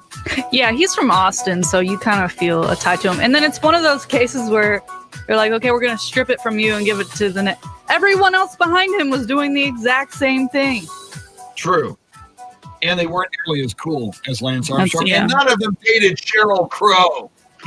So take that. Just saying. In her day, prime. yes. This day in 2020, a year ago, NFC Championship, Levi's Stadium, San Francisco 49ers beat the Green Bay Packers 37-20. A lot of us forget the Packers were in last year's NFC Championship Could you game. imagine 2 years in a row? where they'd be, where both those teams would be now? Packers and the 49ers are looking to get Deshaun, just one of those teams looking for a You're quarterback. right.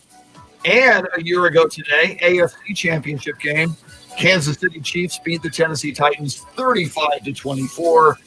That is this day in sports history. Kennesaw Mountain Landis, you're a racist scumbag, and you kept shirtless Joe Jackson into Major League Baseball. But he would become one of the characters in my favorite movie, Field of Dreams. Not a lot of sports birthdays, but we'll do it anyway. Thank you, Jeremy. Thank you, Beatles, for birthday music.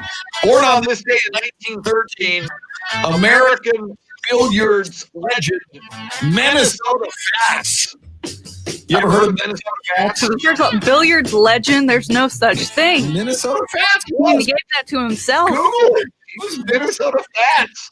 When Minnesota Fats showed up in the bar, man, you didn't want to play pool with him. Then I'm the died. couch surfing queen. How about that? Yeah, We're just handing out titles You to gotta anything. proclaim what you are. My gosh. I am coffee drinking morning loudmouth legend, Chris Duel. Minnesota Fats died in 1996. Born on this day in 1944, former Dallas Cowboys running back in the Tom Landry era, went on to be an NFL head coach of the New York Giants, the Denver Broncos, and the Atlanta Falcons. Dan Reeves, number 30 for the Cowboys. Born on this day in 1969, the late, great NFL inside linebacker for the San Diego Chargers, a USC Trojan, Shannon, Junior Seau, born in Oceanside, California. When he would hit you, you would say, ow. Oh, that's Thank cute. you. Some of these are just for me. Junior Seau took his own life in 2012. Thanks for bringing me down. 2 celebrity birthdays for you. She is 75 years old today. Dolly Parton, born in 1946. 75? 70. And she is looking good. Dolly, I'll have what she's having. And born on this day in 1943, a high school classmate of Jimmy Johnson in Port Arthur, Texas, the late great and member of the 27 Club, Janis Joplin. Have you ever heard of Janis Joplin, Shannon? Are you hip Yeah. to Janis Joplin? Yeah, Thank you. I know her name. She was cool. Don't ask me anything else. She sang Me and Bobby McGee. She sang Mercedes-Benz. And Janis Joplin, Jimi Hendrix, and Jim Morrison of The Doors, who sings the opening music for this show. All 3 of them died at 27 within 1 calendar year, and all 3 of them died of a drug overdose. That's quite the club. That's quite the, you don't want to be in the 27 I club. just escaped it. You're Just fine. barely. Thank goodness. 28. Won't You be and part of Amy that one. Winehouse, Kurt Cobain. Oh, there's a 28 club? No. You, Oh. they're all in the 27 club. You're fine now. You're good until you're 75 like Dolly Parton. Let's But hope so. Jeremy, you just heard 23, is that right? Yes. So you could be in the 27 club. Potentially, yeah. I mean, give me a few years. If I keep making these potions, eating popcorn tacos, it could happen. Popcorn tacos. That sounds like a choking hazard. Yeah. A kernel's in there. It doesn't go the wrong way. Yeah. Keep an eye on me on my 27th birthday. Now, did I did see on Facebook, Jeremy, you were looking for the Cole Beasley rap experience? Have you had any success yet finding some rap by one Cole Beasley? Yes. He has an entire album called The Autobiography that came out in 2018. He's got So he dropped an album. An album of rap music from SMU graduate Cole Beasley. Wow. All right, so fasten your seatbelts. I guess if you're in a car right now, both hands on the wheel, because you might just start shaking and jamming and car dancing to the rap stylings of former Dallas Cowboy, now perhaps Super Bowl bound wide receiver of the Buffalo Bills, Cole Beasley. Hit me.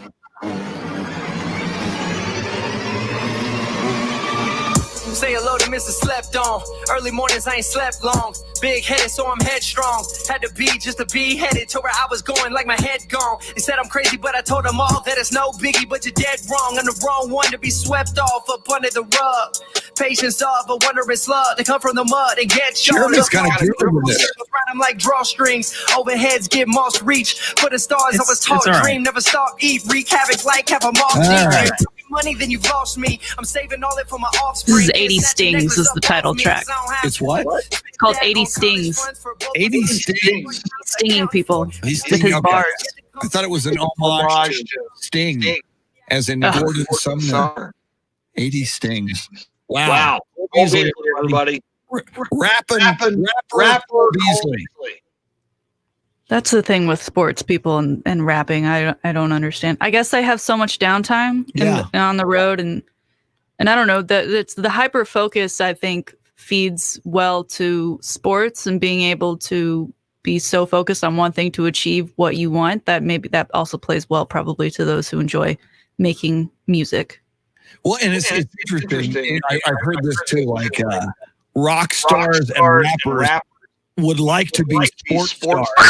And sports stars, a lot of them would like to be rock stars and rappers. Yeah. You know, Tony Parker. Like actors and singing. There's something that like everyone apparently wants to have the voice of an angel. You know, and they say politics, show business for ugly people. So, yeah, everybody just wants to do something. And I remember when I love Tony Parker. And by the way, I did see the Netflix documentary finally. Yes. You know, it was in French originally, so there were subtitles and some dubbing, but it was cool. It was kind of cool to see young Tony Parker and kind of his ascension. But he rapped for a hot minute too. He did. He dropped the rap album. Time. Yeah. I had that song on my iPod Nano. Get out! Tony Parker rap on your iPod Nano. Did you pay 99 cents for it, or did you download it? I never downloaded Musical.ly, but my father purchased it for a hot 99 cents, and it ended up on my iPod Nano, so I was jamming the Tony Parker Game Time. So, but your dad bought it first? Yes. So your dad was Tony Parker rap? I think he just wanted to see what the heck it was supposed to be. And it was all right. It was okay. Do you think he listened to it to himself to like get him hyped for a game? I hope not. Because I feel like Dame Dollar does that. Damian Lillard, Dame Dollar, his rapper name. He's got all those commercials now where he's making beats, and I fear that he listens to himself prior to a game. I'm so on him. I did not realize that Damian Lillard's rap name was Dame Dollar. Dame Dollar. Not Dollar. Dollar. Yeah. Dame Dollar. I mean, leave rap to rappers. Just, maybe I'm off base. I'm not a big hip hop guy. I get it. I kind of get it, but I like a good beat. It's usually the lyrics where I fall off. Yeah. All right.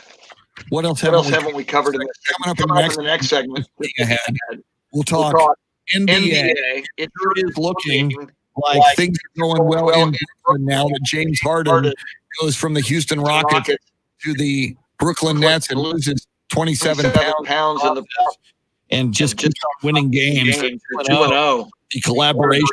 And they're reunited, and it feels so good. Just like Herb, Kevin Durant, and James Harden. So Once Kyrie shows up, it's going to be very, very interesting if they can keep it together. Yeah, KD the meddler. I'm starting to wonder if KD had something to do with the play to get Harden to the Nets. You know, like gave him advice on the side, like just make yourself look fat.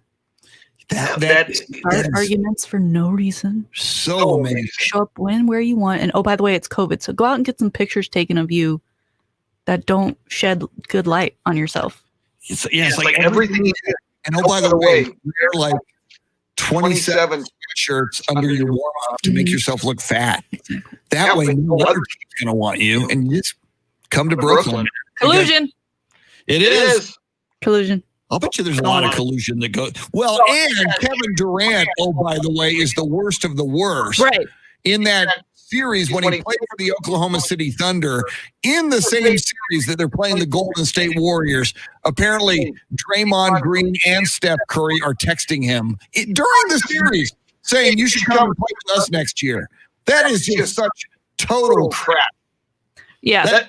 One of the things I don't like about the NBA, and I hear this happens a lot, like when a team comes to town, and Tony Parker was one of the guys who would do this with the Spurs. An opponent comes to town, and like the night before the game, if the opponent is in town a night early, you go out to dinner with those guys. Right. It's not like the Jordan era where everyone just kind of hated everyone. They're all buddies. And Jordan has been very outspoken about how much he hates that. And then you have, Magic Johnson, who has been fined so many times for, being perceived as trying to sway people to come to the Lakers just by mentioning their name in an interview. Yes. And yet these players are off, on Xbox Live or something, just chatting away about the future and God knows what to get their way across the league. So I don't know, maybe just Magic Johnson should just be quiet and let the players be the ones to get in trouble should it ever happen. And I grew up watching the Cowboys in the Landry era, and I remember the Cowboys Washington football team rivalry. They hated each other. Dyron Albert was a defensive lineman from Washington, and he would say, "We want to kill Roger Staubach. We want to hurt him." The Cowboys hated Washington. Washington hated Dallas. Be friends when the season is over.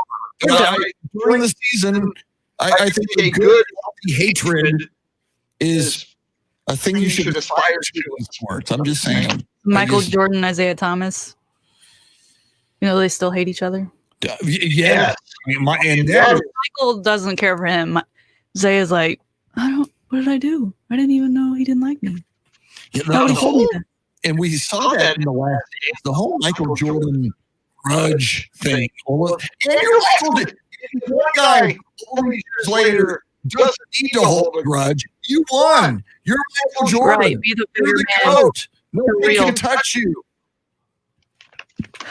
And especially in your opinion, Isaiah Thomas was acting like an idiot back in the day, but now wants to make amends. Let the dude. I'm just saying. Michael Jordan still thinks he's soft. Wow. Soft, shouldn't be friends. Enemies. Yeah, no such thing as frenemies. Yep. All right. Coming up, we will talk NBA, we will talk Spurs and more with Jeff Garcia of Locked On Spurs. He is the lead digital reporter on the Spurs and the NBA for two San Antonio television stations, News 4 San Antonio and Fox 29. Always insightful, always fun. We will update the poll question as well as something to do with the Spurs. And we will see if there's any more firings. We had a firing this morning. The Mets fire their general manager, Jared Porter, but there's a silver lining. He did get a nomination for Super Freak of the Week. And if he wins at the end of the week, Shannon and I will send him a certificate, and we'll sign the certificate. And if you're Super Freak of the Week, you are put into the run for Super Freak of the Year at the end of the year. So he's got that going for him. Quick break. He is Shannon Sullivan. He is Jeremy Fouts on Taco Tuesday. We're with you till 9. You're listening to the Chris Duel Show. Woo!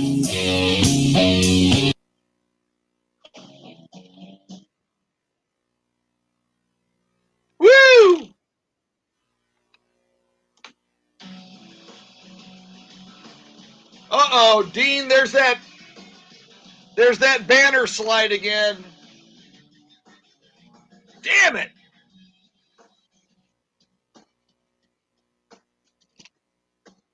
All right. I'll be back. Gonna refresh my iced tea for the final segment.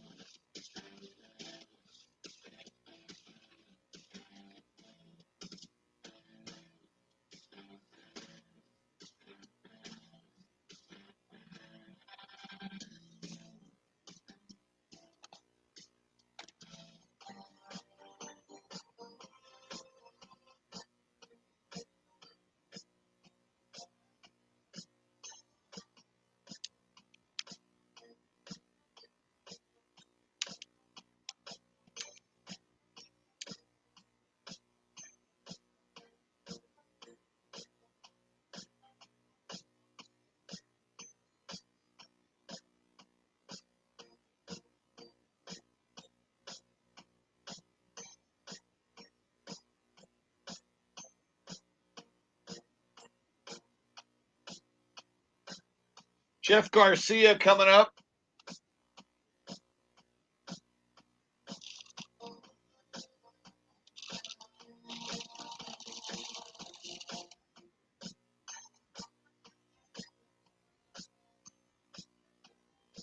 You got Jeff.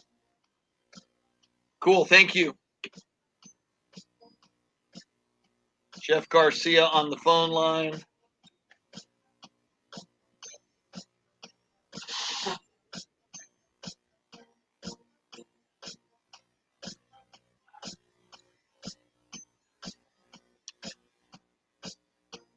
President Trump's last full day in office. That's the banner headline on Fox News, which is the only channel I get in here.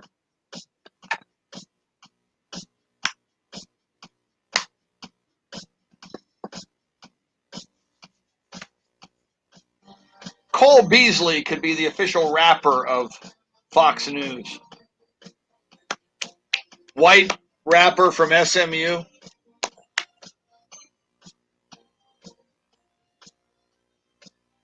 And there's a rapper news on Fox News. Rapper Lil Wayne is likely to get clemency. There's Lil Wayne rapper news on Fox. Woo!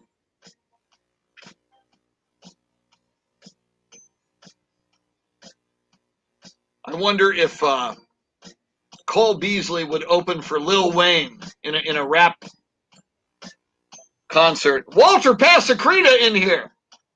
The great Walter Pasacreta.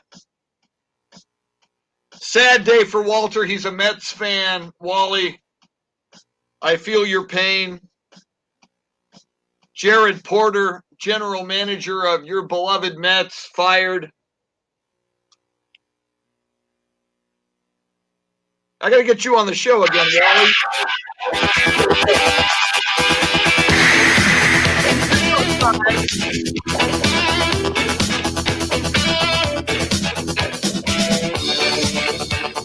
Little ZZ Top for you from Jeremy Fouts, your soundscape stylist. It's the Chris Duel Show, along with Shannon Salty Sweeney.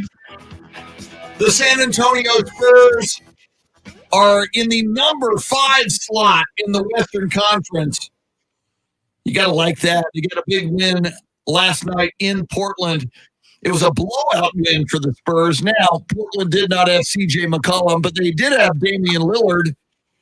So I'll take it. Spurs will take on the Golden State Warriors tomorrow night at Golden State. Golden State beat the Lakers last night at Staples Center in Los Angeles. One of our go-to guys on all things Spurs and all things NBA is the lead digital reporter on both of those subjects for 2 San Antonio television stations, News 4 San Antonio and Fox 29. He's got a great podcast called Locked on Spurs. Jeff Garcia. Jeff, how you doing this morning? Good morning, Chris. How you doing? Thanks for having me on. I am doing well. 8 and 6, 5 slot. Let me ask you what our poll question asks. Spurs right now at number 5 in the Western Conference. Where do you think 72 games in at the end of the regular season, where do you think the Spurs will wind up? I think they're fighting for one of the bottom spots in the Western Conference playoffs. At minimum, the play-in tournament that the NBA is going to have this season. This team is clicking. I know the record, 2 games above 500. But if you look at what they're doing in these first few games of the season, they're remaining competitive for the most part. Yeah, you have your duds like the game versus Utah. But nevertheless, at least they're hanging in there. They're fighting, they're scrapping, they're fending off rallies from opponents. They go into Los Angeles and beat the Clippers and the Lakers on their turf. They hold it down at home. They rebound from an embarrassing loss to Houston, and they come out and beat Portland, a team that was shorthanded, and they handled business. When I talk to the team pre and post games, one word that comes up, whether it comes to describing the youth movement or the veterans, is competitors. That this team is made up of nothing but competitors. I asked a veteran like Rudy Gay, what are your thoughts about the young guys? They say they're just competitive. I asked the young guys, what do you think about the old guys? And they say, those guys are just competitive. They're going to come in, game in, game out. So you like the chemistry of the team, you like the makeup of the team. And look, Chris, let's not forget this. They're going through one of the roughest schedules, part of their schedules, without Derek White, and they're still being in games and getting W's. So you got to like where the Spurs stand at this point of the season.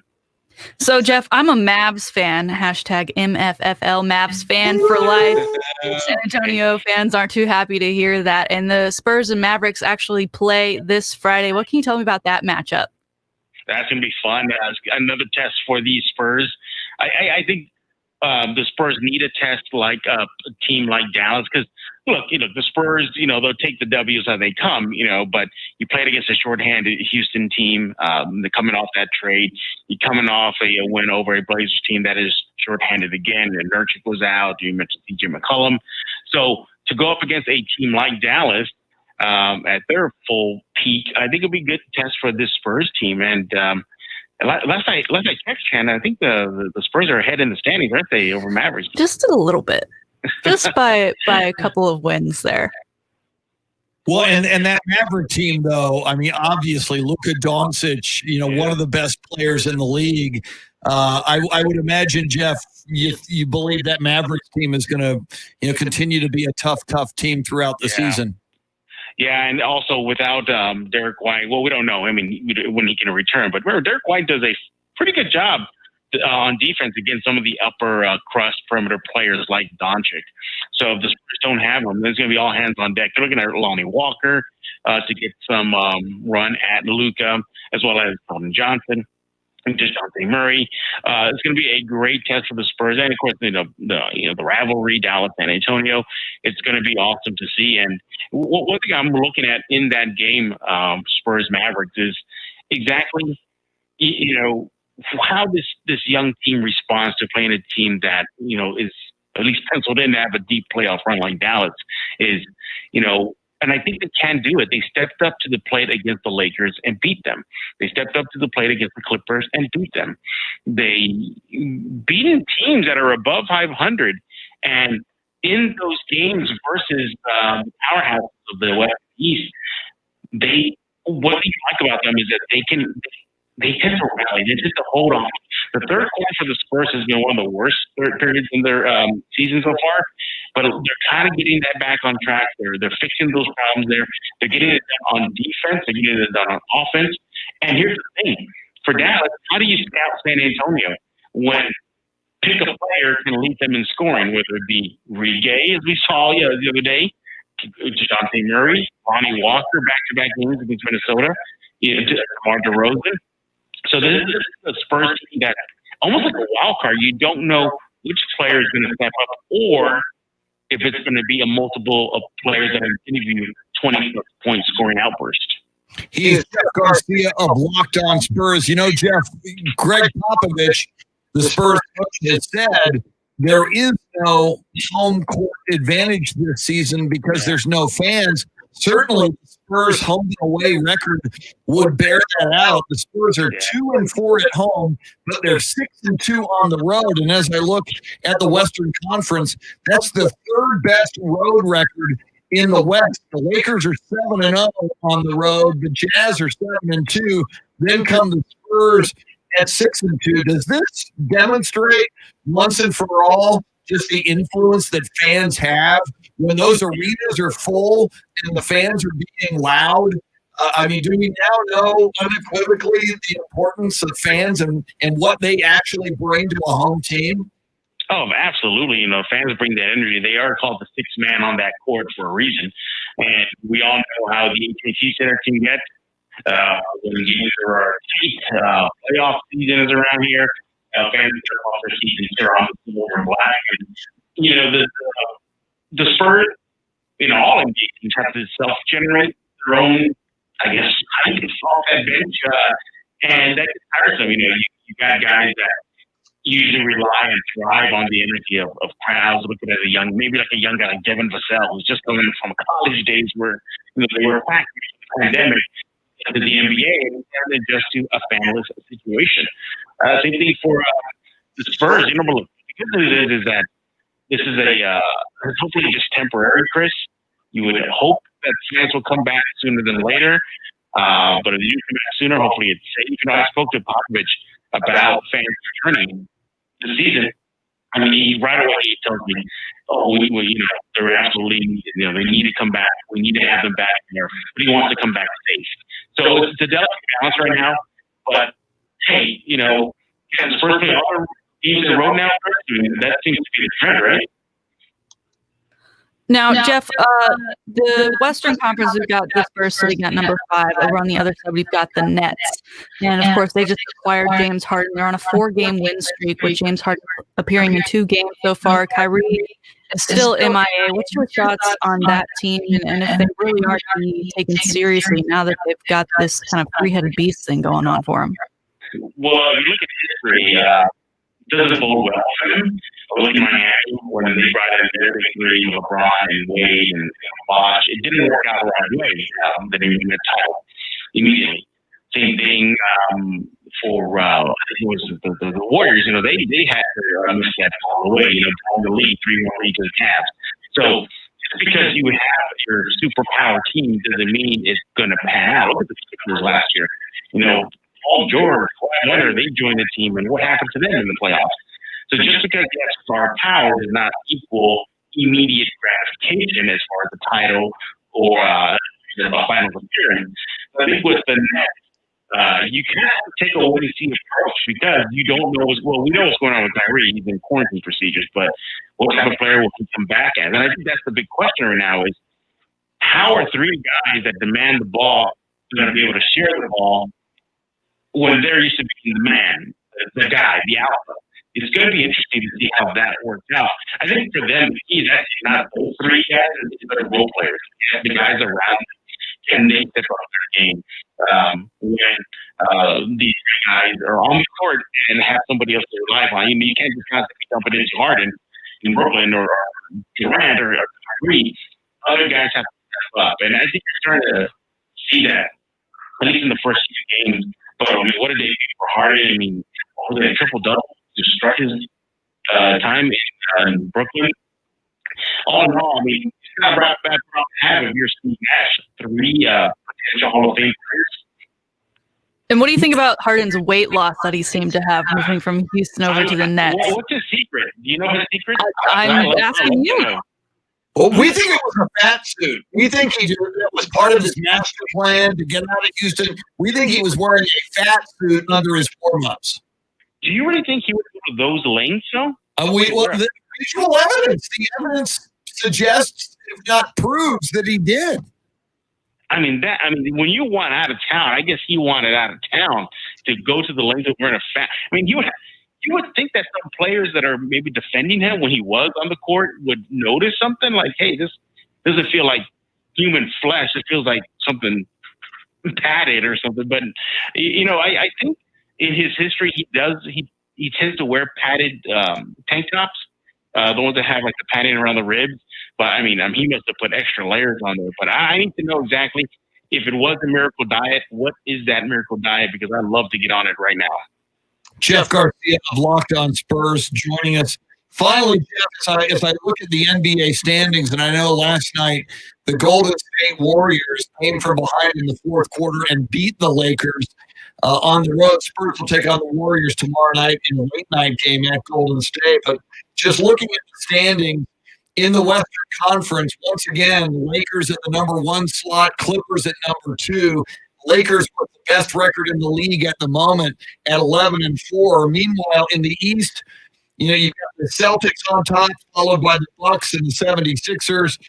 Brooklyn at 5, but we expect them to ascend. I mean, these are pretty much the same teams we saw on top of the NBA last season and, going into the bubble.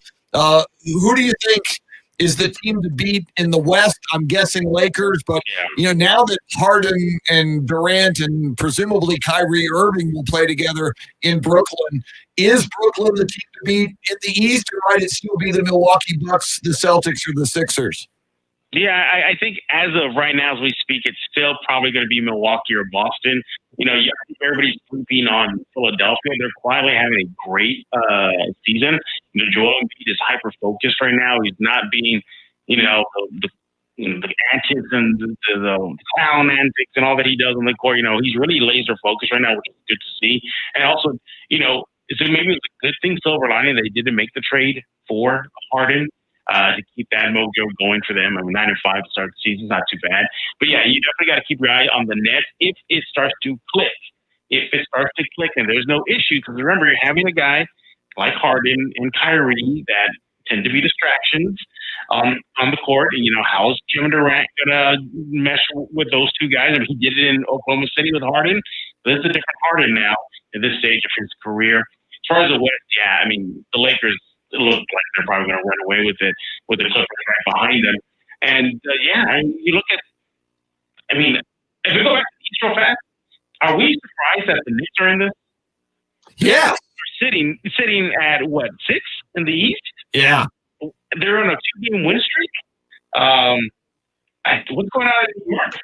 I'd like to know what's going on. But nevertheless, no, it should be a competitive race this season. It's short in the season, 22 games, so every loss and every win is going to matter. Hopefully the Spurs are in the mix when it comes right down to it. Jeff Garcia, a great follow on Twitter at Jeff G Spurs Zone. There you can get links to all of his coverage, News 4 San Antonio, Fox 29, and his great podcast, Locked on Spurs. Jeff Garcia, always outstanding. Thanks for taking the time. We appreciate it. Thank you both. Appreciate y'all. All right, man. We'll talk again soon. Shannon, our poll question had to do with the Spurs. And Jeff Garcia, I disagree with him. He says they're going to be fighting for 8 or 9 at the end of the 72-game regular season. You and I say the Spurs finish right around where they are right now, the number 5 slot in the Western Conference. What do we have going on with the poll question? Yeah, just over 80% of the votes towards that between 5 and 8 spot in the West. 9% now saying 9th or worst, and another 9% top 4 in the West. No one believes that they will finish at the top. I hate that. Oh, well.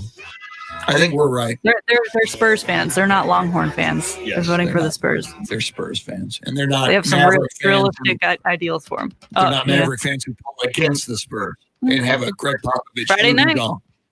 Friday night. That's right. We might have to have a bet of some kind. Who knows? All right. Jeremy Phelps, great job, sir. Thank you, Chris. I'll see you on Friday. Thank you, Shannon. Are you going to get tacos, Shannon? I have some like a bean and cheese taco at home that I can heat up. That so counts. that's where I'm headed. That counts for a Taco Tuesday. For Shannon, for Jeremy, our thanks to Jeff Garcia. We'll see you in 21 hours.